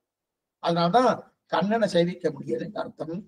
நிறைய விஷயங்கள் இதுக்குள்ள வந்துருக்கு. சரி, இப்ப இதுக்கு மேல 4, 3, 2, 1 எடுத்துட்டாச்சுன்னா நமக்கு எல்லாம் வந்துடும். எது 4, 3, 2, 1? கிருத்தயுகம் 4, திரேதாயுகம் 3, துவாபர யுகம் 2, கலியுகம் 1. அப்படின்னா 4000, 3000, 2000, 1000 தேவர்கள் கணக்குப்படி இந்த கணக்கு வந்துருச்சு. சரி, இப்ப அப்ப கிருதயுகம் சந்தியில இத்தனை வந்துருச்சு. சரி சுவாமி, எத்தனை இப்ப சரி சுவாமி, இப்ப இப்ப கலியுகத்துக்கு சந்திரன் எத்தனை இருக்குன்னா, அது இங்க பிரளயம் வராதுன்னு சொல்லிட்டேன். இதுக்கப்புறம் இப்ப துவாபர யுகத்துலதான் எது இருக்கிற தெரியுமா? கிருத்தயம். இந்த இடத்துல கிருத்தயுகத்துலதான் நான் தர்மம் என்பது 4 கால்களோடு இருக்குதான். கிருத்தயுகத்துல தர்மம் 4 கால்களோடு பூர்ணமா இருந்தது, முழுமையா இருந்தது. தர்மம்ன்றது கிருத்தயுகத்துல முழுமையா இருந்தது. திரேதாயுகத்துல தர்மத்தின் 3 பங்கு தான் இருந்தது. அப்ப ஒரு கால் போயிடுது, 3 பங்கு தான் இருந்தது. துவாபர யுகத்தில் தர்மத்துக்கு 2 கால் தான் இருந்தது, 2 கால் தான் இருந்தது. அதான் 2000 ஆண்டுகள். கலியுகத்துக்கு 1000 ஆண்டுகள் இல்லையா? அப்ப என்னாச்சு? ஒரு கால் தான் இப்ப இருக்கு. இப்ப நம்ம இருக்கிறது கலியுகம், ஒரே கால் தான் இருக்கு. அப்ப ஒரு கால் மட்டும்தான் இல்ல, இப்ப 4 கால் இல்ல. கிருத்தயுகத்துலதான் தர்மத்துக்கு 4 கால் இருந்தது, திரேதாயுகத்தில் 3 கால் இருந்தது, துவாபர யுகத்தில் 2 கால் இருந்தது. அப்பனா ஒவ்வொரு யுகம் மாற மாற மாற மாற தர்மத்தின் கால்கள் ஒழிக்கப்பட்டு வந்துட்டே இருக்கு. இப்ப ஒரு காலோடு இருக்கு. இப்படி சதுர்யுகம் போனால் சரி, இந்த மாதிரி 1000 சதுர்யுகம். அப்பனா 43,20,000 வருஷங்கள் நம்முடைய மனுஷனின் கணக்கப்படி, 12,000 வருஷங்கள் தேவர்கள் கணக்கப்படி ஒரு சதுர்யுகம். இந்த மாதிரி 1000 வருஷங்கள், 1000 சதுர்யுகம் போயிடுச்சுன்னா பிரம்மாவுக்கு ஒரு பகல் பொழுது, 12 hours ஒரு பகல் பொழுது. அதை போல ராத்திரி, ராத்திரினா இன்னொரு 1000 சதுர்யுகம் போனோம். இன்னொரு 1000 சதுர்யுகம் போயிடுச்சுன்னா ராத்திரி தொலையும். அப்படின்னா இந்த பிரளய காலத்துல கிட்டத்தட்ட எத்தனையோ வருஷங்கள் பிரளய காலமே இருக்கும் போல் இருக்குன்னு. ஆமா, எத்தனையோ வருஷங்கள் பிரளய காலமாவே இருக்கும். ராத்திரில தூங்கக்கூடிய டைம் பிரம்மா தூங்கக்கூடிய பிரளயம் வந்துடும். எதுக்கு? பூபு புவகா சுவகா 3 லோகங்கள் நல்லா எப்படி பிரளயம் வருதுன்னு பின்னாடி சொல்றேன். பிரளயம் சூழ்ந்துட்டு பூனா இருக்கும். சரி, இப்ப 1000 சதுரமும் போயிடுச்சுன்னா ராத்திரி தொலையும். பிரம்மாவின் ஒரு பகல் பொழுதுக்குள்ள 14 மனுக்கள் ராஜ்யத்தை ஆழ்வார்கள். பிரம்மாவின் ஒரு பகல் பொழுது எத்தனை? 1000 சதுர்யுகம். அந்த 1000 சதுர்யுகத்துக்குள்ள 14 மனுக்கள் ராஜ்ய பரிபாலனம் பண்றார். ஒவ்வொரு மனுக்களுக்கும் 71 சதுர்யுகங்கள் அப்படின்னு வருது. 14 மனுக்கள் ராஜ்ய பரிபாலனம் பண்றார் பிரம்மாவின் பகல் பொழுதுல. அப்பனா 1000 சதுர்யுகம் கொண்டது பிரம்மாவுக்கு ஒரு பகல் பொழுது, 12 hours. அந்த 1000 சதுர்யுகத்திலே 71 சதுர்யுகங்கள் ஒரு மனுவுக்கு. அந்த மாதிரி 14 மனுக்கள் ராஜ்ய பரிபாலனம் பண்றா 1000 சதுர்யுகத்துக்குள்ளே. அப்ப 71 × 14 பெருக்கியாச்சுன்னா கிட்டத்தட்ட 1000 சதுர்யுகம் வந்துடும். அந்த 1000 சதுர வந்துருந்தா அப்ப பிரம்மாவுடைய பகல் பொழுதுக்குள்ள 14 மனுக்கள் ஆள்றா. அதே போல சப்த ரிஷிகளும் 14 பேர் வரா. சப்த ரிஷிகள் அவாலே இருக்க மாட்டா. சப்த ரிஷிகளும் 14 பேர் வரா. இந்திராதிரி தேவர்கள் இருக்கா இல்லையா, அவாலும் 14 பேர் வரா. நம்ம என்ன அவெல்லாம் அப்படியே இருப்பான்னு நினைச்சிட்டு இருக்கோம். எல்லாரும் அப்படியே இருக்க மாட்டா. 71 சதுர்யுகங்கள் போயிடுச்சுனாலே இந்திரன் மாறிடுவார், சப்த ரிஷிகள் மாறிடுவா, அதே போல மனுக்கள் மாறிடுவா. 71 சதுர்யுகம் போயிடுச்சுன்னா இந்திரன் என்பது பதவி, நல்லா புரிஞ்சுக்கணும். சிவம் என்பது பதவி. அதை வச்சுட்டு அவதான் முழு முதல் கடன் வேற சொல்லிட்டு இருக்கா. பதவி இது. இந்த சிவம் போயாச்சுன்னா அடுத்த சிவம் வந்துடும். அந்த மாதிரி பிரம்மம் ஸ்ரீமன் நாராயண பதவியான கிடையாது, அது பரதேவதை. பிரம்மம் ஸ்ரீமன் நாராயண பரதேவதை. பிரம்மா என்பதும் பதவி, சிவம் என்பதும் பதவி, இந்திரன் என்பதும் பதவி. புரியுது? அசிஸ்டன்ட் கமிஷனர் நம்ம போடுறோம், அசிஸ்டன்ட் கமிஷனர் போடுறோம். அப்படி பேர் என்ன வேணா இருக்கலாம். ஒருத்தர் பேர் மதியழகன் இருக்கலாம், இன்னொருத்தர் பேர் அறிவழகன் இருக்கலாம், இன்னொருத்தர் பேரு அவருக்கு பூவராகன் இருக்கலாம். ஆனா அவர் பேட்டுக்கு என்ன போட்டுக்காரு? Assistant commissioner, AC assistant commissioner போடுறாரு. சுவாமி ஏசி வராரு. ஏசி வராருன்னா சுவாமி அவர் பேர் இருக்கு சுவாமி, ஏசின்னு தானே சொல்றா. அதே போல இந்திரன் அது பதவி, அதே போல சிவம் அது பதவி, அதே போல பிரம்மா அது ஒரு பதவி. அவ இன்னென்ன புண்ணியங்கள் பண்ணவால அந்த பதவியில கொண்டு வந்து பகவான் உட்கார வைக்கிறார். அப்ப 71 சதுர்யுகங்கள் முடிஞ்சுனாலே இந்திர பதவி காலி ஆயிடும், இன்னொருத்தர் வந்துடுவார். அதுக்கு தகுந்த மாதிரி அவர் தபஸ் பண்ணி அவர் வந்துடுவார். அதே போல மனுக்கள் போயிடுவார், இன்னொரு மனு வந்துடுவார். சப்த ரிஷிகளும் போயிடுவா, அவெல்லாம் வந்துடுவா. இதெல்லாம் மாறுறா. அப்ப இந்திரனுக்கு காலமே 71 சதுர, இந்திரன் அப்படியே இருப்பார்னு நினைச்சிட்டு இருக்காதுங்க. 71 சதுர்யுகம் தான் காலம். அது முடிஞ்சுட்டானா இந்திரன் மாறிடுவார். அப்ப மனுக்கள் மாறினாரோ அப்ப இந்திரனும் மாறுவார். மனு மாறிட்டாலே சப்த ரிஷிகளும் மாறுறார். ஒவ்வொரு மனுவுக்கும் 71 சதுர்யுகம் வரையும் தான் காலம். அப்ப பிரம்மாவுக்கு 1000 சதுர்யுகம். 1000 சதுர்முழி அவர் கிளம்பி போயிடுவார். அப்பதான் பகல் பொழுது. அவருக்கு 1000 சதுர்முழி முடிஞ்சிருச்சுன்னா பகல் பொழுது. மறுபடியும் 1000 சதுர்யுகம் முடிஞ்சிருச்சுன்னா ராப்பொழுது. ராப்பொழுது வந்த உடனே அப்ப இது என்ன பண்ணணும்? இது எப்படி சுவாமி இது பண்றதுன்னா 1000 சதுர்யுகம் கொண்டு, அதாவது 42 லட்சத்து பார்த்தோம்னா 43 லட்சத்து 20,000 வருஷங்கள். இது 1000ஆல பெருக்கினேன்னா என்ன வருதோ அதுதான் பிரம்மாவுக்கு 12 மணி நேரம்.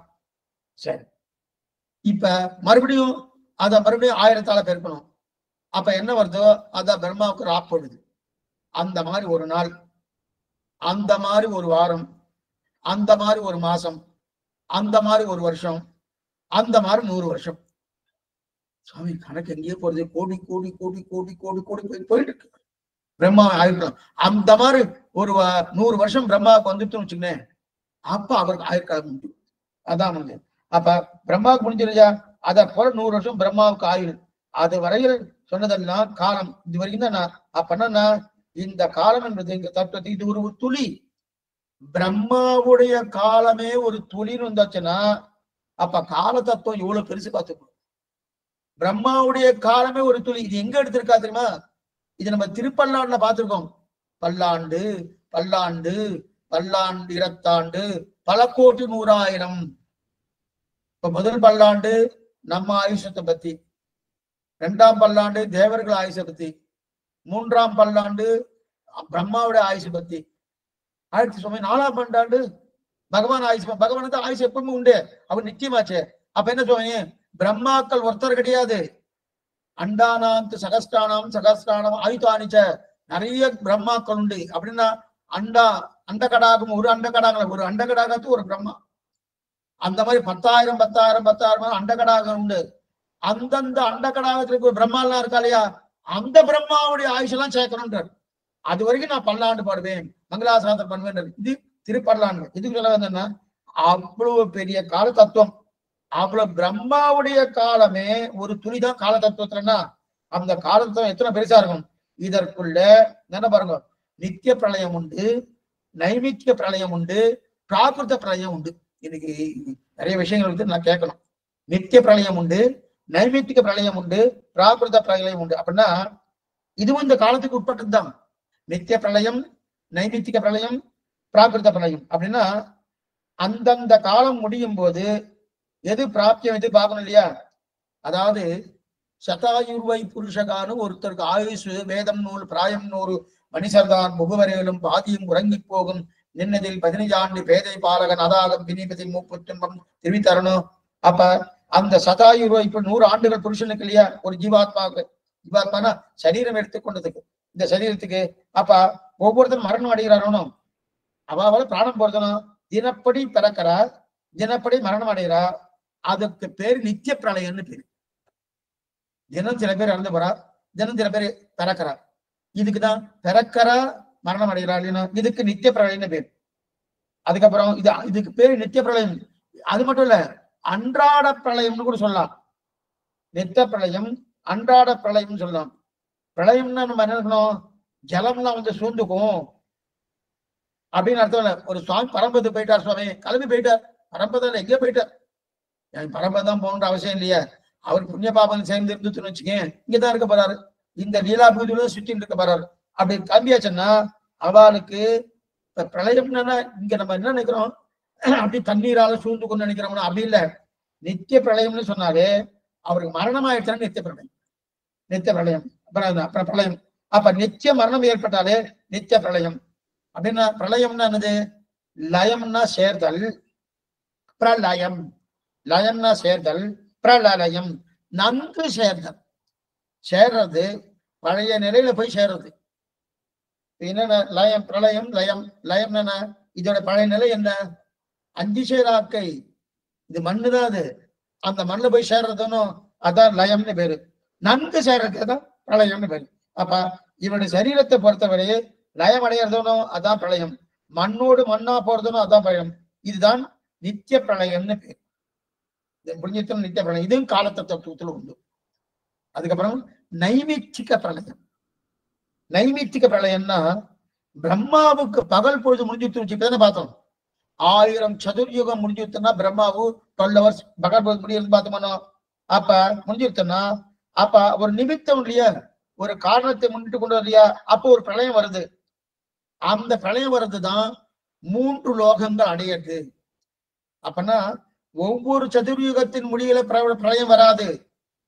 1000வது சதுர்யுகம் முடிஞ்சாதான் நல்லா பாத்துங்க, 1000வது சதுர்யுகம் முடிஞ்சாதான் பிரளயம் வரும்.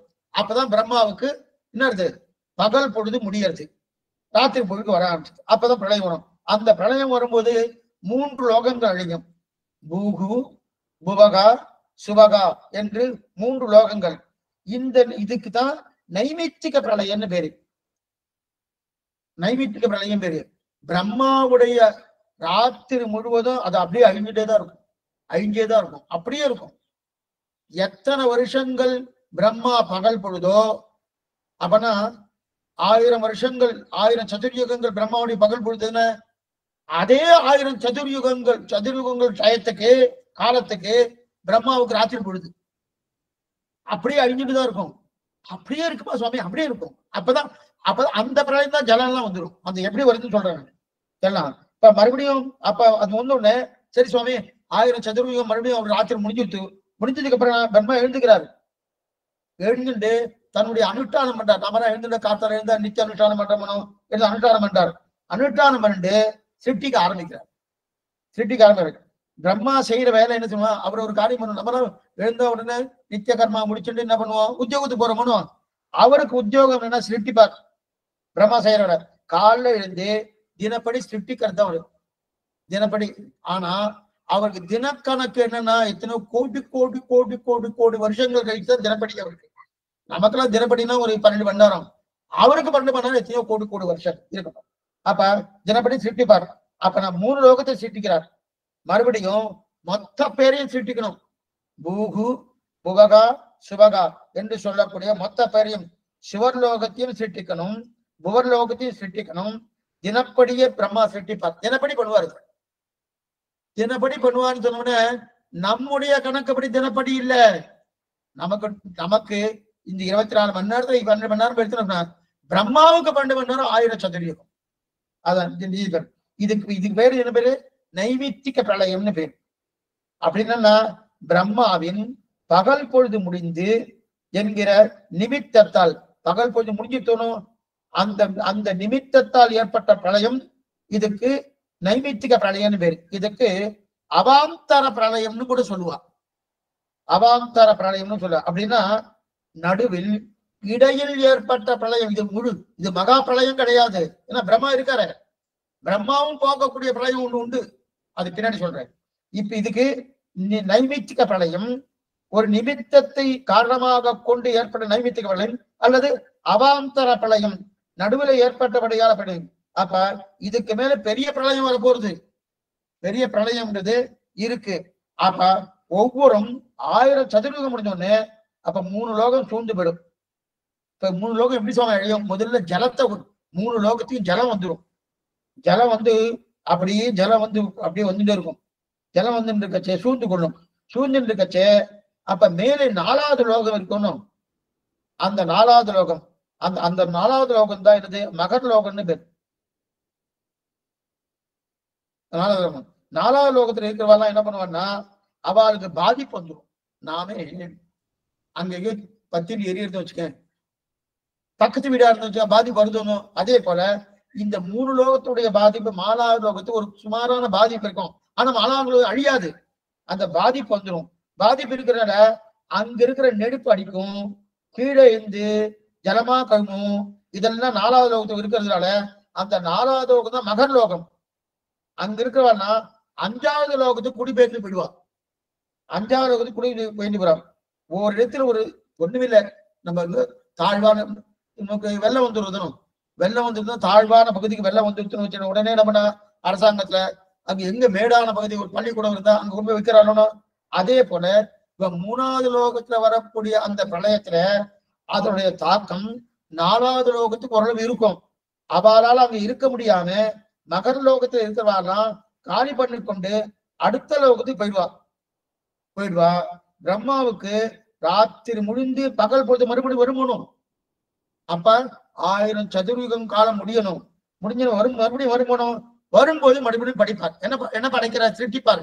எதை சிருஷ்டிக்கிறார்? பூகு புவகா சுவகா என்று 3 லோகங்கள் இல்லையா? அந்த 3 அப்ப சிருஷ்டித்த உடனே என்ன பண்ணுவான்னா, அப்ப 4வது லோகத்துல 5வது லோகத்துக்கு போனா அருணும். அவெல்லாம் என்ன பண்ணுவான்? மறுபடியும் 4வது லோகத்துக்கு வந்துருவா.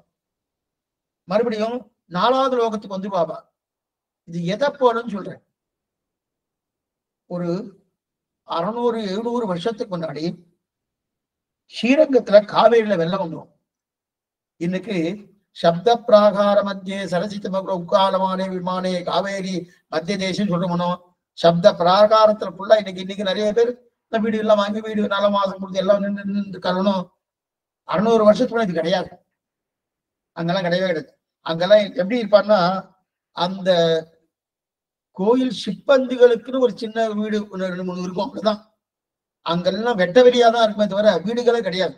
சப்த பிராகாரம் 7 பிராகாரங்கள் வீடுகளே கிடையாது. அதுதான் நடுவில் திருவீதி பிள்ளை பட்டர் எல்லாம் கேள்விப்பட்டுக்கிறணும். ஆதிகேசவ பெருமாள் அந்த பக்கம் தான் எல்லாமே குடியிருந்திருக்கான் அங்க இருக்கிறவெல்லாம். அப்ப என்ன ஆகும்னா, இப்ப வெள்ளம் வந்துருமோனும். வெள்ளம் வந்துருச்சுன்னா அந்த நடுவில் திருவீதி பட்டர் ஆதிகேசவ பெருமாள் வெள்ளம் வந்துருச்சுன்னா அவெல்லாம் நேர சன்னதிக்குள்ள வந்துருவா. சன்னதி கிட்ட வந்து இந்த 7 பிராகாரங்கள் இருக்கணும். 7 பிராகாரங்களுக்குள்ள வந்து குடியிருந்துவா. வெள்ளம் வடிக்கிறதுக்கு அப்புறம் இங்க அங்க போயிடுவா. வெள்ளம் வடிகிற வரைக்கும், வெள்ளம் வடிகிறதுக்கு 2 மாசம் ஆகும். அந்த 2 மாசம் வரைக்கும் இந்த 7 பிராகாரங்களுக்குள்ள இருந்துட்டு வெள்ளம் வடிஞ்சோன்னு போயிடுவா. இப்படியே எத்தனையோ வருஷங்கள் நடந்துருந்தது. ஒரு 400 வருஷத்துக்குள்ள என்ன பண்ணிட்டான்னா, வெள்ளம் வடிஞ்சு அவங்க போல அங்கேயே பர்மனண்டா இருக்கா. அதான் இப்ப வீடுகள்லாம் இருக்கு. 500 வருஷத்துக்குள்ள வீடுகள் அங்க கிடையாது. 7 பிராகாரங்கள் வீடு கிடைக்கல. அதே போல 3வது லோகத்துல இருக்கக்கூடியவள் இருக்க அந்த பாதிப்பு 4வது லோகத்துக்கு பாதிப்பு வரும். அந்த பாதிப்பு இருக்கச்சதே அங்க இருக்கிறவெல்லாம் என்ன பண்ணுவானா, 5வது லோகத்துக்கு போயிடுவா. போனதுக்கு அப்புறம் அந்த மறுபடியும் பிரம்மா சிருஷ்டிக்கிறாரனோ, சிருஷ்டித்த உடனே என்ன பண்ணுவாங்க? உடனே நேரா மறுபடியும் 4வது லோகத்துக்கு வந்துடுவாங்க. இப்ப நைமித்திக பிரளயத்தின் போது 3 லோகங்கள் தான் பாதிக்கிறது. இப்ப நைமித்திக எதுக்கு போல? ஸ்ரீரங்கத்துல முன்னாடி கிடையாது, உள்துறையார்கள் தான் இருந்தா, மற்றெல்லாம் கிடையவே கிடையாது. இருக்கட்டும். ஆக நைமித்திய பிரளயத்தின் போது திரும்ப பிரம்மா பகல் பொழுது வரும்போது அதெல்லாம் சிருஷ்டிக்கிறார். இதான் தெரிவிக்கிறார். இதைத்தான் கண்ணனும் கீதையில தெரிவிக்கிறார். இது 3 லோகங்கள்னு 3 லோகங்கள் ரசமே பூகு புபகா சுவகான அந்த 3 லோகம் இல்ல, 7 லோகத்தையும் சேர்த்து 3 லோகம் சொல்றார். எப்படி சொல்றாரு பாருங்க வைக்கணும். இதுக்கு இந்த 3 லோகத்துக்கு கிருத்தகம் பேரு, கிருத்தகம்னு பேரு. எதுக்கு? பூகு புவகா சுவகா இந்த 3 லோகத்துக்கு கிருத்தகம்னு பேரு. அதற்கு மேலே 3 லோகங்கள் இருக்கு இல்லையா, அது அழிக்கப்படல. அதுக்கு மேல அழிக்கப்படல. 4வது லோகம் அழிக்கப்படல. பாருங்க, முதல் 3 லோகம், அடுத்து 7 லோகம், அடுத்து 4 லோகம். இதுல முதல் 3 லோகம் அழிக்கப்பட்டது, அதுக்கு கிருத்தகம்னு பேரு. அடுத்து 4வது லோகம் அழிக்கப்படல. ஆனா 3வது லோகத்தின் தாக்கம் 4வது லோகம் இருந்தபடியாலே 4வது லோகத்துல 5வது லோகத்துக்கு போயிட்டார். ஆனா 5, 6வது லோகத்துக்குன்னு அதுக்கு என்ன பேரு? இதுக்கு கிருத்தகன்னு பேரு, அதுக்கு அக்கிருத்தகன்னு பேரு. அதுக்கு கிருத்தகன்னு பேரு. ஏன்னா நடுவுல இருக்க 4வது லோகம் இருக்கணும், அது அழியவும் இல்லை அழியாதவாவும் இல்லை, அழிஞ்சு இல்லை அழியாதவா. இது 2ஆம் கட்ட நிலைன்னு சொல்றா பாருங்க. இதுதான் என்ன சொல்லுவாங்க, பஞ்ச தன்மாத்திரைன்னு பேரு. ராத்திரி தயிர் ஊற்றி உரம் ஊற்றின்னு வச்சுக்கோங்க, 2 மணிக்கு திறந்து பார்த்தா எப்படி இருக்கும்? தயிராவும் இருக்காது, பாலாவும் இருக்காது. அதே போல இது இந்த மகர் லோகம் என்று சொல்லக்கூடிய இந்த 4வது லோகம் என்ன ஆயிடுச்சுன்னா, அந்த 3வது லோகத்தின் பாதிப்பு இருக்கு, ஆனா அழியல. இதுக்குதான் என்ன பண்ண கிருத்தகம்னு பேரு. ஆக இந்த 3 லோகத்தை தான் கண்ணன் கீதையில சொல்றார். அர்ஜுனா, இந்த 3 லோகமும் நீ போனாலும் திரும்பிதான் வரணும்னு. இந்த 3 லோகம் நம்ம நினைக்கும் பூகு புவகா சுவகா அப்படின்னு கண்ணன் சொல்றாருன்னு அர்த்தமா இருக்குல்ல. கிருத்தகம், ஆக்கிருத்தகம், கிருதாகிருத்தகம்.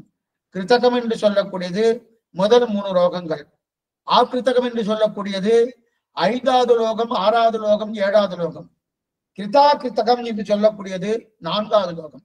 ஏன் 4வது லோகத்தை தனியா எடுக்கிறாருன்னா, அது அழியவே இல்லை, ஆனா அழியும்படியான தன்மையும் வந்துடுச்சு, ஆனா அழியல. முதல் 3 லோகம் அழிஞ்சிடுச்சு. பின்னாடி இருக்கக்கூடிய 5வது லோகம், 6வது லோகம், 7வது லோகம் பூர்த்தி அழியாம நன்னாவே இருக்கு, செழிப்பா இருக்கு. ஆனா இந்த 4வது லோகம் செழிப்பாவே இல்லை, அழியும்படியான தன்மையும் இல்லை, ஆனா அழியும்படியான ஒரு அறிகுறியில வந்துட்டோம். அதுதான் கிருதா கிருத்தகன்னு பேரு. இந்த 3 லோகம் தெரிவிக்கிறா இல்லையா? ஆக பூகு புவகா சுவகா, இதான் பூகு புவகா கிருத்தகா. இதில் கிருத்தகம் 3, இதுதான் பூகு புவகா சுவகா. அக்கிருத்தகம் 3, ஜனகா தபகா சத்தியம். கிருதா கிருத்தகம் தான் என்னது? மகர் லோகம்னு பேர். ஆக 7 லோகங்கள், பூகு புவகா சுவகா, அடுத்து மகா ஜனகா தபகா சத்தியம், 7 லோகங்கள். பூகு புவகா சுவகா என்னும் 3 லோகங்கள் அழியப்படுகிறது. பிரம்மாவின் பகல் பொழுது முடிஞ்சு ராத்திரி பொழுது வரும்போது 1000 சதுர்யுகம் முடித்தார். அடுத்து 4வது லோகமாக மகர் லோகம் என்பது அந்த 3 லோகத்தின் தாக்கம் 4வது லோகத்தை வருகிறபடியாலே அங்கு இருக்கிறவர்ல 5வது லோகத்துக்கு போயிடுறான். 5வது லோகமாக ஜனகா தபகா சத்தியம் 5, 6, 7 இது நன்னா தான் இருக்கு. அதனால்தான் அந்த 3 வகையான லோகத்துக்கு 3 விதமான பேர் கொடுத்திருக்கார். கிருத்தகம் என்று பூகு புவகா சுவகாக்கு கிருத்தகம் என்று பேரும், அக்கிருத்தகம் என்று ஜனகா தபகா சத்திய அக்கிருத்தகம் என்றும், கிருதா அக்கிருத்தகம் என்று மகர் லோகத்துக்கு கொடுத்திருக்கார். இதுதான். ஆக பிரம்மா காலில் எழுந்து முன்னே 3 லோகத்தை படைக்க ஆரம்பிக்கிறார். இதுதான் அவாந்தர பிரளயம், நைமித்திக பிரளயம்னு பேர். இதெல்லாம் காலத்துக்குள்ள இருக்கு. நைமித்திக பிரளயம், அவாந்திக பிரளயம். ஆக நித்திய பிரளயம் பார்த்துட்டோம், நித்திய மரணம் அடைகிறது நித்திய பிரளயம். நைமித்திக பிரளயம் பார்த்துட்டோம். அதுக்கப்புறம் பிராகிருத பிரளயம். இதுக்கப்புறம் பிராகிருத பிரளயம். இதுதான் பிரம்மாவுக்கு 100 வயசு ஆயிடுச்சுன்னு வச்சுக்கோ. பிரம்மாவுக்கு 100 வயசு ஆயிடுச்சு வச்சுக்கோ, அவரும் புறப்பு போக வேண்டியதான். அவருக்கும் காலம் இருக்க சுவாமி. பிரம்மாவுக்கும் ஆயுசு உண்டு.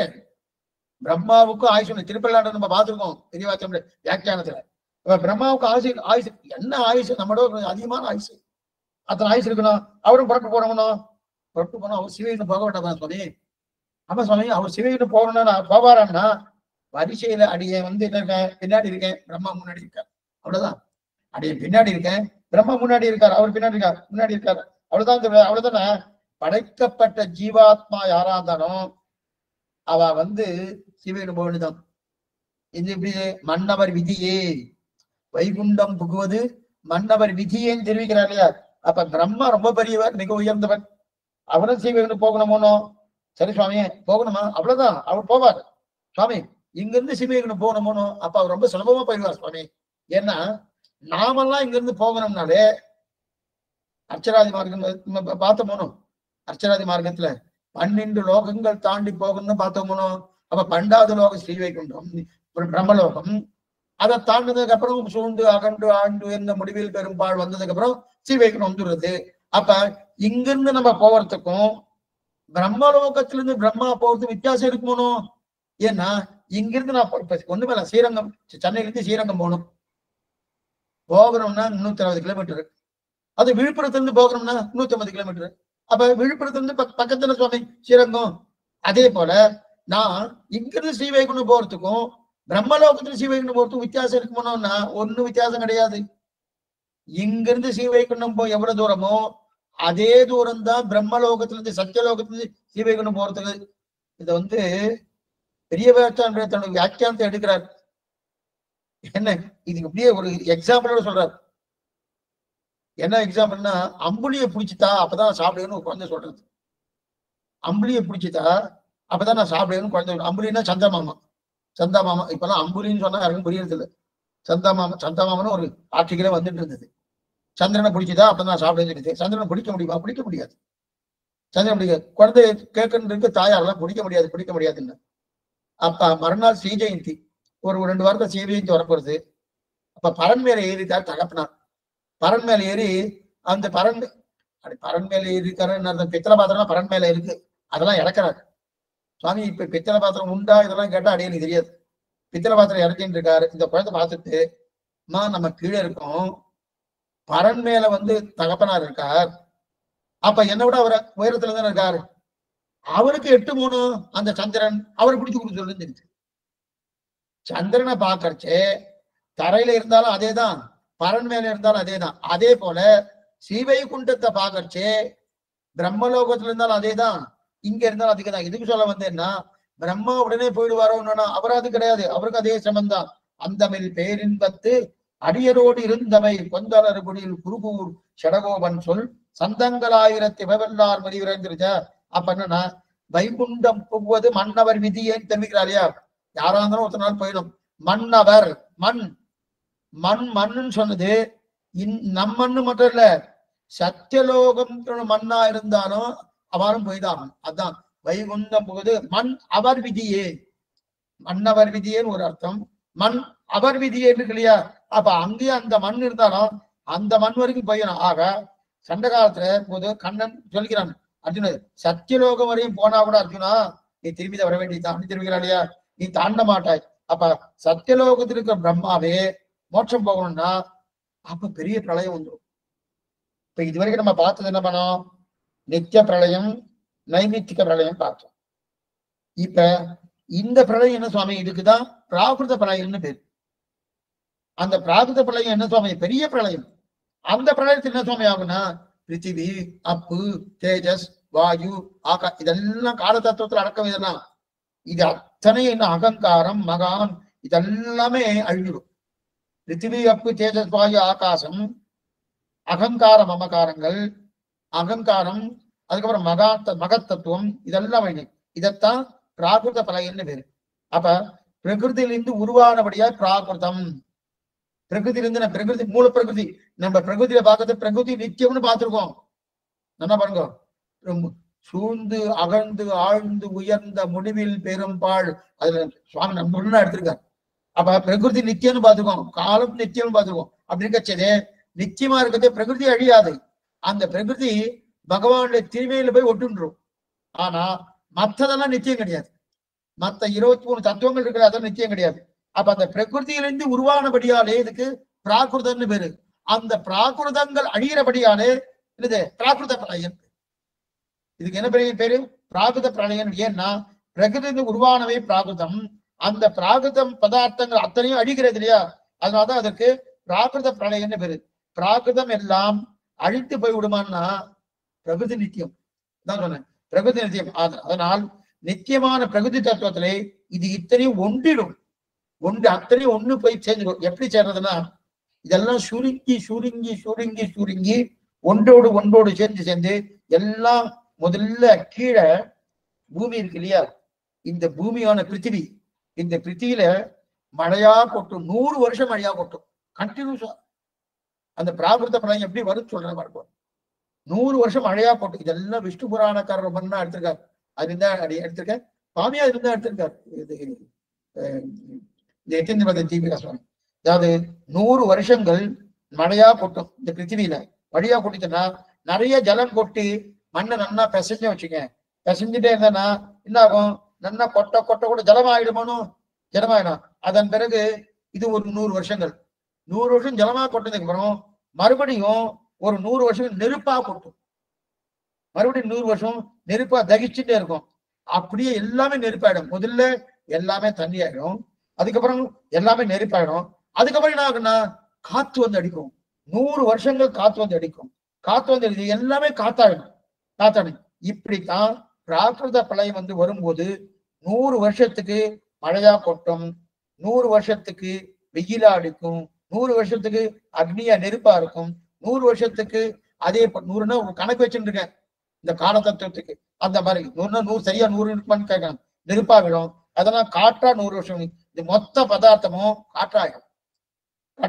அப்ப அக்னியும் ஜலமும் பிருத்திவியும் இல்லைன்னு அர்த்தம். எதுவுமே இல்லை, அக்னி இல்லை, ஜலம் இல்லை, பிருத்திவி இல்லை, எதுவுமே இல்லை, இந்த தத்துவமே இருக்காது. எல்லாமே என்ன பண்ணும், காற்றோடு போய் ஒன்றுவிடும். இப்ப ஒண்ணும் இல்லை, ஒரு வேட்டி எரிக்கிறோம், எரிச்ச உடனே அது எப்படி சுவாமி வேட்டி இல்லையே, வேட்டி இல்லை, காற்றோடு போயிடுது. காற்றோடு காற்றோடு போய் ஒன்று போயிடும். கொண்டு போன அதன் பிறகு காற்று என்பது வெட்ட வெளியான ஆகாசத்துல போய் ஒன்றிடும். ஆகாசம் போய் பூதாதி, பூதாதி தான் என்னது? தாமச அகங்காரம். தாமச அகங்காரத்துல தான் பஞ்சபூதங்கள் வருதுன்னு பார்த்தோமோ. சாத்விக அகங்காரத்து பஞ்ச கர்மேந்திரங்கள் பஞ்ச அப்படின்னு நிறைய பார்த்துருக்கோம், ஞாபகம் வச்சுக்கணும். சாத்விக அகங்காரத்திலிருந்து பஞ்ச கர்மேந்திரங்கள் பஞ்ச ஞானேந்திரங்கள் மனஸ்தத்துவம் வந்துட்டு அதுக்கப்புறம் தாமச அகங்காரத்துல இருந்து தான் பஞ்ச தன்மாத்திரைகள் பஞ்ச பூதங்கள் பார்த்தோமோ. இதெல்லாம் என்ன ஆகும்னா பஞ்ச பூதங்கள்ல போய் எல்லாம் போய் சேர்ந்துடும். பஞ்ச பூதங்கள் இருக்கு இல்லையா, அதெல்லாம் என்ன ஆகும்னா தாமச அகங்காரத்தை போய் சேர்ந்துடும். அந்த தாமச அகங்காரம் என்ன பண்ணும்னா தாமச அகங்காரம் போய் மகான்ல போய் சேர்ந்துடும். ஆக இந்த பிருத்திவியில நெருப்பா கொட்டும், அக்னியா கொட்டும், ஜலமா கொட்டும், அடுத்து கடைசியில காத்தா வரும். அந்த காற்றாக்கு மாறி அந்த காத்தானது ஆகாசத்துல போய் அந்த ஆகாசமானது நேரா நின்னாகும், நேரா பூதாதி என்று சொல்லக்கூடிய தாமச அகங்காரத்தை சேரும். தாமச அகங்காரத்தை போய் மகான்ல, தாமச அகங்காரம்னா மகான்ல போய் ஒன்றும், மகான் போய் பிரகிருதியில போய் சேரும். அந்த பிரகிருதி என்ன பண்ணா பிரம்மத்தோடு ஒட்டி கிடக்கும்.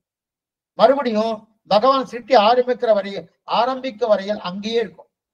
சிருஷ்டி ஆரம்பிக்கிற வரைக்கும் அங்கேயே இருக்கும்.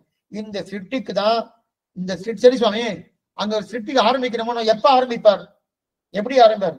அந்த சிருஷ்டிக்கு பெருமாள் தூண்டுவார் யார் தெரியுமா? தூண்டுவர் யாருமா? சுவாமி சிருஷ்டிக்கணும் சுவாமி அப்படி தூண்டுவர் என்ன? இப்ப நம்ம பார்த்த கால தத்துவம் தான் தூண்டும் பகவான். கால தத்துவம் எவ்வளவு முக்கியமா இருக்கும். சிருஷ்டிப்பதற்கே பிரதான பிரதிதந்திரம் எதுன்னா காலதத்துவம். காலதத்துவம் பகவான் மறுபடியும் இந்த ஜகத்தெல்லாம் சிருஷ்டிப்பார். சிருஷ்டிக்கும் போது மன சமாதானப்படுத்தும், மன சமாதானம் படுத்தாது. ஏன் சமாதானம் படுத்தானா? ஏன் அவரு பிரளயம் ஆறுது, அந்த மகா பிரளயம் பிராகிருத பிரளயம் எதனால ஆகுதுன்னா பகவான் அனுகிரகித்து சிருஷ்டிக்கிறார். சிருஷ்டித்த உடனே அந்த சிருஷ்டித்த உடனே நம்ம ஒழுங்கா இருந்திருக்கோமோ. அவர் என்ன பண்ணார்? எத்தனை நமக்கு நன்மையை பண்ணணும் அத்தனை நன்மையை பண்ணதுக்கு அப்புறம் அந்த நன்மையை நம்ம பார்க்காம தீமையை பண்ணிட்டு இருந்தோமோ. பகவானுக்கு கோபம். இத்தனை நாள் சிருஷ்டித்தேன், இவனுக்கு இத்தனை பக்தின்னு உபதேசம் பண்ண, சரணாகதி உபதேசம் பண்ண, அது மட்டும் இல்ல இவனுக்கு யாருமே இல்லாம இருக்கிறது நான் இவனை இப்படி ரட்சித்தேன். அப்படி இருக்கச்சே ஒருத்தோட சிவன் வரலையேன்னு கோபத்தோடு மொத்தத்தையும் அழிக்கிறார் பகவான். அதுதான் பிராகிருத பிரளயம். அழிக்கிறார். அழிச்ச உடனே அடுத்த பிறகு இந்த காலம் வருது. காலம் என்ன பண்ண மெதுவா காலம் சொல்ல ஆரம்பிக்கும். அந்த காலம் சொல்வதற்கு முன்னாடி பிராட்டி பக்கத்துல இருக்கா. அந்த பிராட்டி என்ன சொல்லுவார்னா, பகவான் உங்க கோபம்லாம் தீர்ந்துட்டா, யாருமே வரலையே கோபிச்சுட்டு இருக்கே, கோபம்லாம் தீர்ந்தா, கோபம் தனித்தா, சிருஷ்டி ஆரம்பிக்கலாமே. பிராட்டி அப்படி தன்னுடைய நல்லா மதுரமான ஒரு வார்த்தையால இத சொல்ல முடிச்ச உடனே சரி திரிபாத் விபூதியிலே பரிபூர்ண அனுபவம் நடவா நிற்க உண்டது உருக்காட்டு. இந்த ஸ்லோகம் என்பது சிவத்திரமுஷர். திரிபாத் விபூதியிலே பரிபூர்ண அனுபவம் நடவா நிற்க உண்டது உருக்காட்டாது தேசாந்திர எதிரான புத்திரன் பக்கரிலே கிருத்தகதையும் கிடக்குமா போலே சம்சாரிகள் பக்கரிலே திருவுள்ளம் கொடுபோய் இவர்களோடு வியாபரிகைக்கு ஈடாக மறுபடியும் சிருஷ்டி ஆரம்பிக்கிறார். சிருஷ்டி ஆரம்பி கால தத்துவம் பெருமாளின் உண்டு. கால தத்துவம் எவ்வளவு பிரதானமா இருக்கணும். கால தத்துவம் பெருமாள் உண்டு, பகவானை சிருஷ்டிக்கலாமே. அதே பிராட்டி என்ன சொல்றா, மெதுவா என்ன பண்றா, தேவரின் கோபம் தனிந்த இனிமே சிருஷ்டிக்க ஆரம்பிக்கலாமே. இப்படி இருந்தா இப்படி அப்ப பகவான் சிருஷ்டிக்க ஆரம்பிக்கிறார் இல்லையா? மறுபடியும் இந்த சுழற்சி தான் சிருஷ்டின்னு பேர்.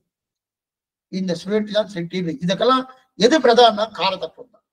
ஏன்னா பகவான் பிராகிருத பிரளயத்திலையும் காலம்தான், நித்திய பிரளயம் காலம்தான், நைமித்திக பிரளயம் காலம்தான்.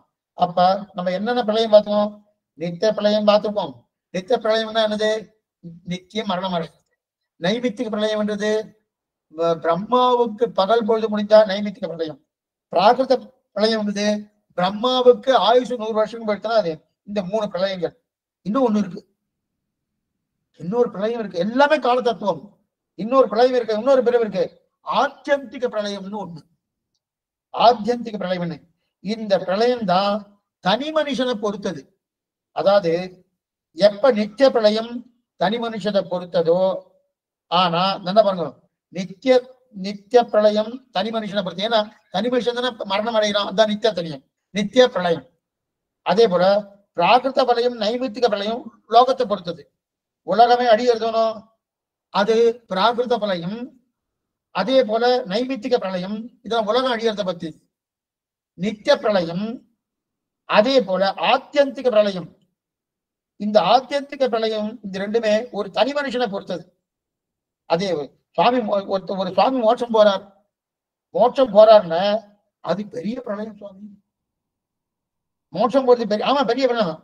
அவரை பொறுத்தவரை பெரிய பிரளயம். ஏன்னா ஜனன மரணம் என்பது திரும்பி பறக்கிறார் இல்லையா? ஏன்னா இப்ப நித்திய பிரளயம்னா என்னது? அவர் போறாரு திரும்பி வராரு, போறாரு திரும்பி வராரு, மாறி மாறி பலவிரப்பம் பிறந்து அடியடைந்து உள்ளம் ஈரிந்த திருவெல்லம் யான் மொழியிலன்னு போயிட்டு திரும்பி வந்துட்டு இருக்காரோ. ஆனா இந்த ஆத்தியந்திக பிரளயம் என்னன்னா சுவாமி மோட்சத்துக்கு வராரு. நஜபுனராவர்த்ததே திரும்புதலே கிடையாதுன்னு. அதான் பெரிய பிரளயம். அந்த பெரிய பிரளயம். ஆனா இந்த திரும்பி பிறக்காம மரணம் அடைகிறாருனோ அதுதான் ஆத்தியந்திக பிரளயம். அப்படின்னா முடிஞ்சே போயிடுச்சு. இனிமே அவர் அந்த ஜீவாத்மா இங்க வரப்போறதே கிடையாதுனோ. இனிமே அவர் பிறக்க மாட்டார் இல்லையா? ஆக 4 பிரளயங்கள் எப்படி போறான்னு அதை பத்தி பார்க்க வேண்டாம். நம்ம காலம் வரைக்கும் தான் பார்க்கணும். 4 பிரளயங்கள் என்னென்ன? 4 பிரளயங்கள். ஆத்தியந்திக பிரளயம், நித்திய பிரளயம் ரெண்டுமே ஒரு ஜீவாத்மா சம்பந்தப்பட்டது. 4 பிரளயங்கள் என்னென்ன? 4 பிரளயங்கள் மறுபடியும் சொல்லுவேன். நித்திய பிரளயம், நைமித்திக பிரளயம், பிராகிருத பிரளயம், ஆத்தியந்திக பிரளயம். நித்திய பிரளயம், நைமித்திக பிரளயம், பிராகிருத பிரளயம், ஆத்தியந்திக பிரளயம்.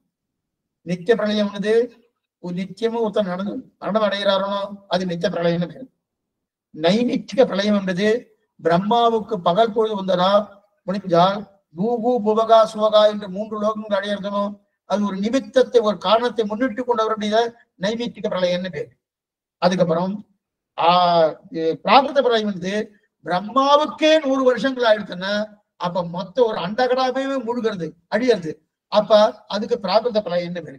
அதுக்கப்புறம் ஆத்தியந்திக பிரளயம் என்பது ஒரு தனி மனுஷனை பொறுத்தது. இதுல 4 பிரளயங்களிலே 2 பிரளயம் லோகத்தை பொறுத்தது, 2 பிரளயம் தனி மனுஷனை பொறுத்தது.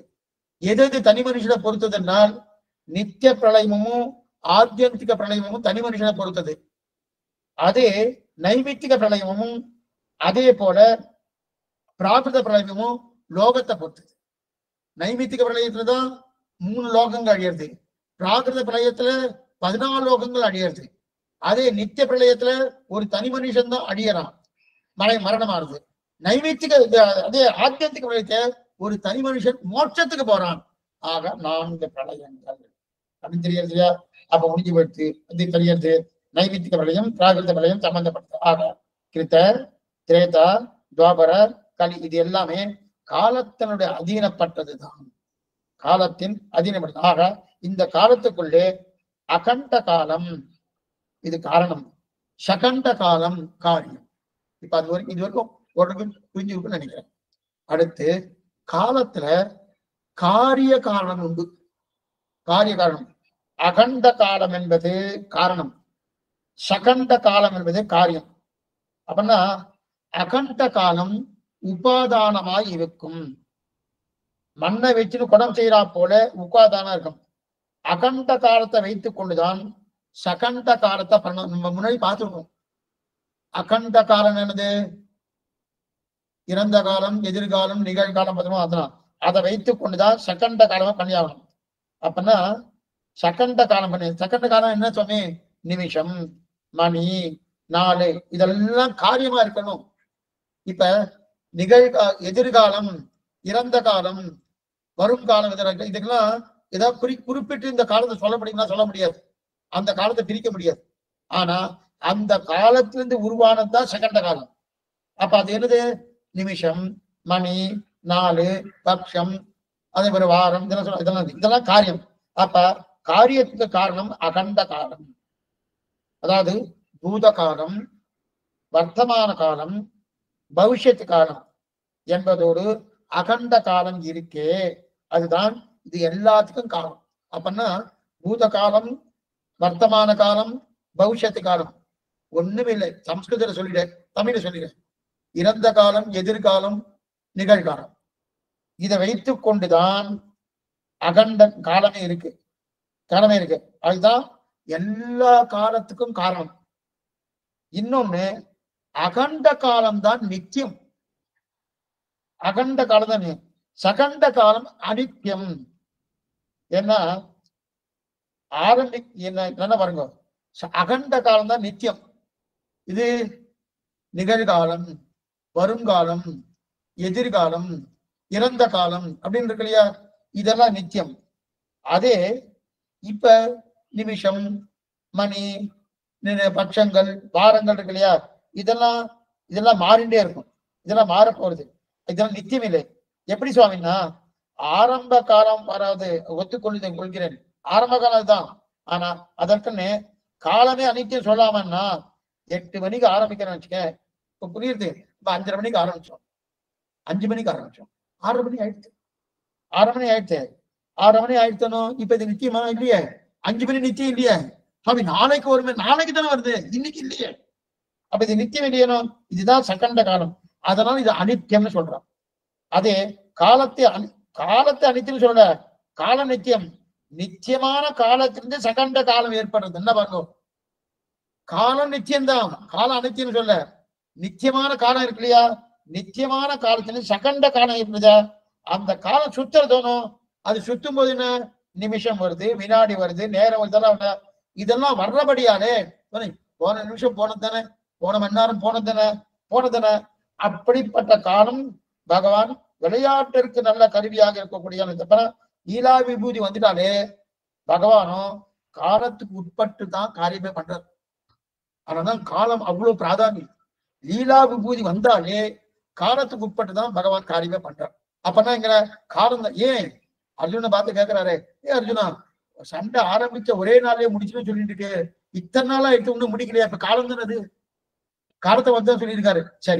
சரி சுவாமி, இந்த காலத்துக்கு இங்க காலத்துக்கு இங்க நின்றுட்டு இருக்காங்க, சீவை கொடுத்த காலம் உண்டா சுவாமி? என்னன்றது நாளைக்கு தான் பார்ப்போம். ஆழ்வாரம் பெருமான் ஆச்சாரியன் திருவேசனும் பகவதார் திருவடிகளே சரணம் தான் அவசியம் கேட்கும்படி பிரார்த்தனை. நாளை சாயங்காலம் 5 மணிக்கு உண்டு. சுவாமி நமஸ்காரம். சுவாமி, இந்த சந்தி காலம் சொல்றீங்க, அந்த 2 யுகத்துக்கு நடுவுல அதோடைய இது எப்படி சொல்ல? இப்ப இப்ப கலியுகத்துல நமக்கு எப்படி இருக்குன்னு தெரியும், அதோடைய இது தெரியும். கிருத்த யுகத்தோடைய இது தெரியும், எல்லாமே சாத்விகமா இருப்பா எல்லாருமே. இந்த சந்தி இதுல எப்படி இருப்பா? அது 2 கலந்து இருப்பாடா? மறுபடியும் கலியுகத்தோடைய எண்டு தான், கலியுகம் முத்தி போச்சு, கலியுகம் முடிஞ்சு போச்சு. அப்ப சந்தி அதை விட இன்னும் உச்சமா இருக்குமா? இல்ல இல்ல, கலியுகத்தின் சந்தியில கொஞ்சம் மோசமா இருக்கும். அதே கிருத்தயுகத்தின் சந்தியில நன்னா இருக்கும். அதாவது முன் சந்தி, முன் சந்தி. அந்த முன் சந்தி கொஞ்சம் கொஞ்சமா டெவலப் ஆகி அப்படியே வந்துட்டே, நல்லா வந்துட்டே இருக்கும். இந்த பின்சந்தி, இந்த கலியுகத்தின் பின்சந்தி இருக்கு இல்லையா, மோசத்திலிருந்து கொஞ்சம் கொஞ்சமா குறைஞ்சிட்டு வந்துட்டே இருக்கும். மோசத்திலிருந்து கொஞ்சம் கொஞ்சமா குறைஞ்சு வந்துட்டே இருக்கும். அது இன்னும் டெவலப் ஆகி முன்சந்தி, கிருத்தயுகத்து முன்சந்தி வரைச்சு கொஞ்சம், அதுக்கு எத்தனை டைம் எடுத்துக்கிறா பாருங்க. இதனுடைய 100 வருஷம் என்னன்னா 36,000 வருஷங்கள். இது கலியுகத்தின் பின்சந்தி நம்ம கணக்குப்படி. ஏன்னா 100 வருஷங்கள் தான் தேவ கணக்குப்படி. அப்பனா 36,000 வருஷங்கள். அப்ப கலியுகம் முடிஞ்சு கலியுகத்தின் பின்சந்தியும் 36 வருஷங்கள் இருக்கும். அதற்கு மேலே கிருதயுகத்தின் முன்சந்தி, தேவ கணக்குப்படி 400 வருஷங்கள். 400 பெருக்கல் 360 போட்டாச்சுன்னா எத்தனை வருஷம் வருதோ அத்தனை வருஷங்கள் முன்சந்தி அதுல இருந்திருக்கும். இத்தனை வருஷங்கள் இருக்கிறதுனால்தான் கிருத்தயுகம் அளவுக்கு அது டெவலப் ஆகுது. அந்த இடையில தான் ஆழ்வார்கள் பிறந்திருக்காங்க. அதனாலதான் அவ வந்து சந்திக்கல. இத தெரிஞ்சிக்காம என்னென்னவோ பேசுற. சாமி, இப்பயே கலியுகம் முடிஞ்சு போற மாதிரியே பேசிட்டு இருக்கா நிறைய. நம்ம 2025 கலியுகம் முத்துடுச்சுன்றா. நம்ம இன்னும் எங்கேயோ இருக்கோம். நம்ம எப்படி இருக்கும் பாத்துக்கோங்க. ஆனா அவ சொல்றது புரியுதா? இப்பயே எப்படி இருக்குன்னா அப்ப இன்னும் எப்படி இருக்க போகுது? அப்பா, 5 வயசு குழந்தைய கர்ப்பவதி ஆவான்னு சொல்றான். ஐயோ அப்படின்னு சொல்லிட்டு இருக்கான் சுவாமி. அப்ப மோட்சம் ஆயிடும் சுவாமி. ஐயோப்பா அதுக்குள்ளயும் இதை நாம இருக்க போறது இல்லை. எப்ப சம்பந்தம் பெற்றுட்டோமோ ஆமா சம்பந்தம் வந்துருத்தோ இல்ல சொல்ல கண்டிப்பா மோட்சத்தோட இது சொல்றோம். கலியுகத்தோட கொடுமையை இப்ப நம்ம சும்மா அவ்வளவு 20,000 30,000 வருஷம் லட்சக்கணக்கான வருஷம் கூட போகலாம். இப்ப 2025 இருக்கு. 2100 நம்ம நினைச்சு பார்க்க முடியல சுவாமி. கொஞ்சம் நினைச்சாவே கொஞ்சம் பயமா இருக்கு. அப்படி இருக்கிற பட்சத்துல இன்னும் நம்ம அங்கெல்லாம் நம்ம ஐயோ அப்பா கலியுகத்தோடைய அந்த உச்சகட்டத்துல நம்ம போறதுன்றது நம்ம உடம்பே தாங்காதுன்னு நினைக்கிறேன். நம்ம வேற சரீரம் வேணும்னு நினைக்கிறேன். அந்த அளவுக்கு ரொம்ப இதுவா இருக்கு, பயமா இருக்கு. அடியேன் சொல்றேன். இந்த இது ஸ்ரீவைகுண்டம் எப்படி இருக்கு அப்படின்னு அதுக்கு ஸ்ரீவைகுண்டத்தை முடிச்சதுக்கு அப்புறம் அதுக்கப்புறம் அடுத்தது இது என்னது அடுத்தது நித்திய விபூதி பார்க்கணும். ரொம்ப நல்லா இருக்கும். அடுத்தது நித்திய விபூதி பார்க்க போறோம். இதுல என்னென்ன எடுத்துக்கோம் பாருங்க. முதல்ல என்னென்ன எடுத்துருக்கோம்னா ஆச்சரியமா இதெல்லாம் எடுத்துட்டு போகணும். மூல பிரகிருதி காலம் 2 தான் போயிருக்கு. காலம் அப்புறம் நித்திய விபூதி, நித்திய விபூதி ஆனதுக்கு அப்புறம் தர்மபூதி. இதெல்லாம் ரொம்ப ரொம்ப சுலபமா இருக்கும். இன்னைக்கு நல்லா புரிஞ்சிருக்கேன். ஆமாம் சொல்லுங்க, நல்லா புரிஞ்சுது. இனிமேல சிரமமே இருக்காது. கரெக்டா சொன்னேன். மூல பிரகிருதி அளவுக்கு காலமும் ஈஸியா தான் இருக்கு. ஆமா கொஞ்சம் இதுவா இருந்தது. இப்ப கொஞ்சம் நல்லாவே என்னன்னா புரியும். அது கூட 2வது கேட்டா புரிஞ்சிடும். ஒண்ணும் கஷ்டம் இருக்கு. சுவாமி இப்ப இன்னொரு இது அண்ட கடாகன்றது ஒரு அண்ட கடாகம், ஒரு பிரம்மா இருக்கார். ஒரு 14 லோகத்துக்கு ஒரு பிரம்மா சிருஷ்டிகர்த்தா. அடியே சாமி நீங்க சொல்லாம கரெக்ட் சாமி. 2வது தடவை கேட்கணும் சாமி, அப்பதான் புரியும் சாமி. இந்த டைம்லாம் ரொம்ப வருஷம் இத்தனை வருஷம் மனுஷ வருஷம் தேவ வருஷம் அதெல்லாம் கண்டிப்பா ஞாபகம் வச்சுக்க முடியாது. இப்ப இந்த கிளாஸ்ல ஓகே அது ஞாபகம் வருது. நாளைக்கு ஞாபகம் இருக்குமானே தெரியல. அது திருப்பி திருப்பி கேட்கணும். இல்ல அதனாலதான் லட்சத்துல சொன்னேன்னா ஞாபகம் இருக்காது. 1000த்துல சொன்னா கொஞ்சம் ஞாபகம் இருக்குன்றதான் தேவ வருஷத்துக்கு கணக்கு. தேவ வருஷத்துல சொன்னேன் பண்ணுவான். சாமி இன்னொரு ஒரு அண்ட கடாகம் ஒரு பிரம்மா இருக்காரு 14 லோகத்துக்கு. அந்த பிரளயம் வந்து இந்த பிரளயம் சொல்றேன், பிராகிருத பிரளயம் சொல்றேன். ஒரு அண்ட கடாகம் அழிஞ்சு அப்ப மத்த அண்ட கடாகளும் இருக்கும்ல. மத்த நேற்று பிரகிருத்தில பார்த்தோமே விளாம்பழத்தை போல இருக்கும், விளாம்பழம் மூடிய போல இருக்கும் பார்த்தோமோ. அதை ஓட்ட போட்டு போயிடுச்சுன்னா அடுத்த அண்ட கடாகத்தோட விளாம்பழம் ஓட்ட தெரியும் சொல்லி பார்த்தோமோ. வேற வேற டைம் வேற வேற அந்த கடாகத்துக்கு இடைவெளி நிறைய உண்டு. சுவாமி இப்ப இதே மாதிரி போயிட்டு இருக்க மாதிரி இப்ப எல்லா அண்ட கடாங்களும் போற ஒரு பிரளயம் இருக்கா சுவாமி? அதுக்கு ஏதாவது பேர் இருக்கா? ஒவ்வொரு அண்ட இதான் பிராகிருத பிரளயம் வந்து ஒரு அண்ட கடாகத்துக்கு தான், ஒரு பிரம்மாவுக்கு தான். எல்லா பிரம்மாவுக்கும் ஒரே நாள் வரும்னா கிடையாது. இல்ல மகா பிரளயம்னு ஒரு வார்த்தை டேர்ம் யூஸ் பண்றாலே அது எது? மகா பிரளயம். மகா பிரளயம். சரி சரி சரிங்க சுவாமி. ஒருவேளை நான் என்ன நினைச்சிட்டேன், நீங்க சொல்லும் போது நான் கேட்கும் போது சரி எல்லா அட்டகடாகவும் அட் அ டைம் ஒரு நாள் போகும் போல இருக்கு. அது வந்து மகா பிரளயம் சொல்லி அதை இது பண்ணிடுவா போல இருக்கு. அதுதான் மகா.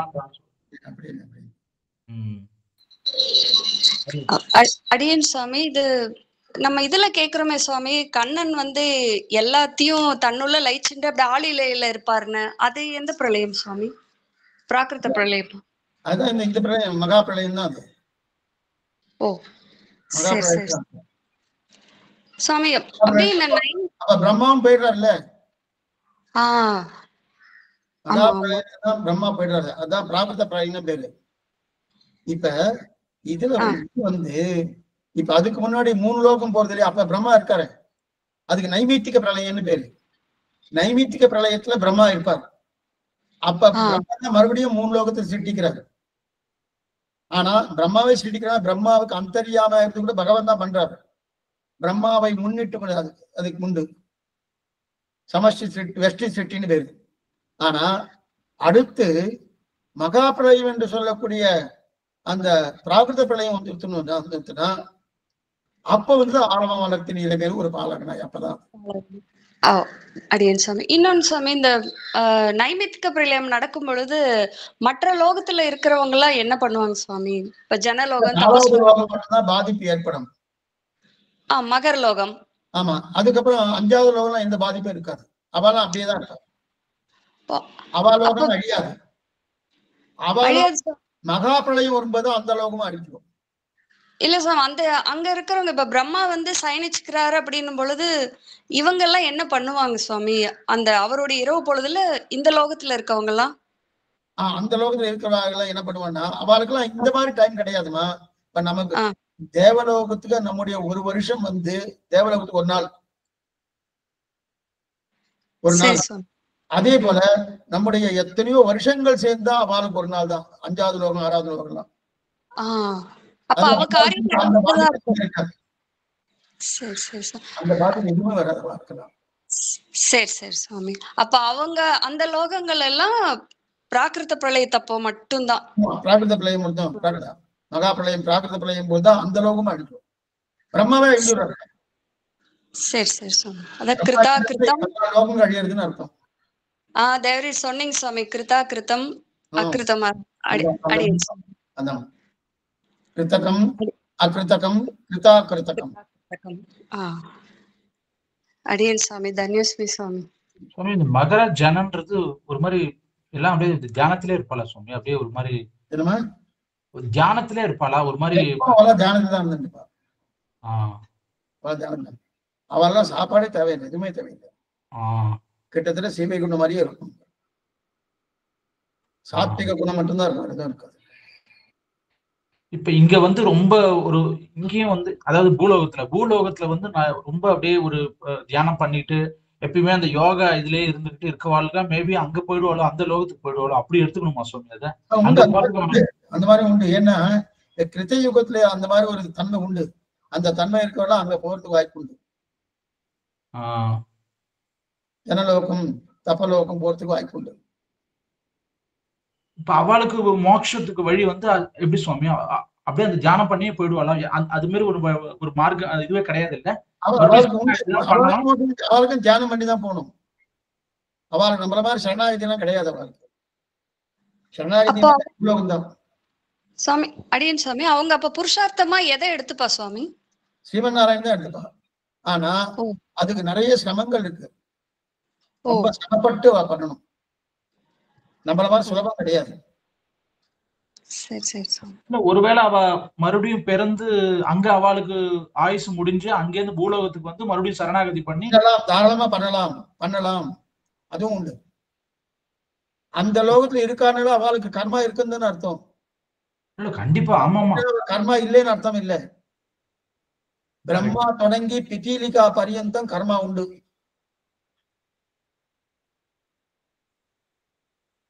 அப்ப நம்ம வழிதான் நல்ல இது வழி போல இருக்கு. நம்ம வழிதான் நல்லது. அதான் வையத்து வாழ்வீர்கள், அதுல இதெல்லாம் எடுத்திருக்கா. வையத்து வாழ்வீர்கள் ஆண்டாள் சொன்னது காரணம் என்னன்னா, நம்ம பூலோகத்தை போல எதுவுமே கிடையாது. ஆனா அப்படி இருக்கு நீங்க எழுந்து போறையிலிருந்து ஆண்டாள் தெரிவிக்கிறார். 2ஆம் பாட்டிலே தெரிவிக்கிறார்.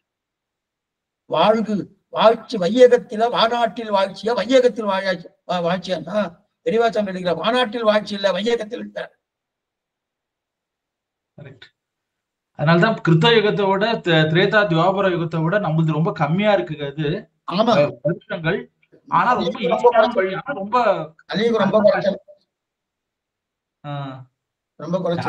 சொல்றா ஒரு மாதிரி கரெக்ட் தான். அது ரொம்ப கொடுமையான இதுவா இருக்கு. ஆனா இங்கதான் அந்த ஈஸி மார்க்கமும் இதுக்குள்ளதான் ஒளிஞ்சிருக்கு. நாம சங்கீர்த்தனம் பண்ணாலே போறமே. விந்தையான விந்தையா இருக்கு சுவாமி. ரொம்ப அப்பா மாயான்றது மாயம் அப்படின்றது கரெக்டா இருக்கு. அடியேன் சுவாமி. இப்ப சூத்ரா 4வது வர்க்கத்தன்னு சொல்றா சுவாமி. பட் அவதான் கைங்கரி அந்த காலை வச்சு இது பண்றா. கிட்டத்தட்ட அது மாதிரி வருது இல்ல? அவளை வந்து ரொம்ப இதுவா நினைக்கிறோம் நம்ம. இப்ப மேல இருக்க பிராமணரோட சூத்ரா ரொம்ப கம்மி, 4வது வர்க்கத்தினால கொஞ்சம் இதுவா சில பேர் நினைக்கிறா. சூத்ரால அவளுடைய பாதத்தில் திருவடியிலிருந்து தான் சிருஷ்டிக்கிறான் பகவான். அவளுக்கு இருக்கிற ஒரு மகிமை வந்து வேற யாருக்கும் கிடையாது. மத்தவங்க 3 பேருக்கு இவ கைங்கரியம் பண்ணிட்டு அவ போயிடுவா. அவளுக்கு நிறைய நியமங்கள்லாம் கிடையாது. லேடிஸுக்கும் அதே மாதிரி தானே சுவாமி. கொஞ்சம் லேடிஸை வந்து வேதம் சொல்லக்கூடாது, வேத மந்திரங்கள்லாம் சொல்லக்கூடாதுன்னு சொல்றா. பட் அவளுக்கு வந்து வேதம் சொல்றவாளுக்கு இவ பணிவிடை செஞ்சாவே அவளுக்கு. இதைத்தான் ஸ்ரீவச்சன மோஷன திலோகாச்சாரிய பிராமணியம் விலை செல்கிறதுன்னு சொல்லி எழுதியிருக்காரு. ஒரு சூத்திரம் பார்த்துக்கணும். ஆமா ஆமா, அந்த சூத்திரத்தை தான் எடுத்திருக்காரு. அடியேன் சுவாமிப்பா. கஷ்டம்னு நினைக்கிறோம். அந்த கஷ்டத்துக்குள்ள கொஞ்சம் நம்ம ஊடுருவி பார்த்தா ஈஸியான ஒரு இது இருக்கு. வந்து சரியா புரிஞ்சிட்டோம்னா அது ரொம்ப சுலபமா இருக்கும். ஒண்ணுமே இருக்காது, ரொம்ப சுலபமா இருக்கும்.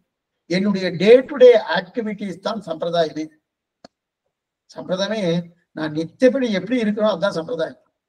அது என்னமோ கட்டம் நினைக்கிறோம், அது கட்டமே இல்லை. அப்படி இருந்தா எனக்கு தேக ஆரோக்கியம் கிடைக்க போறது, ஆத்ம ஆரோக்கியம் கிடைக்க போறது, ரெண்டுமே கிடைக்க போறது.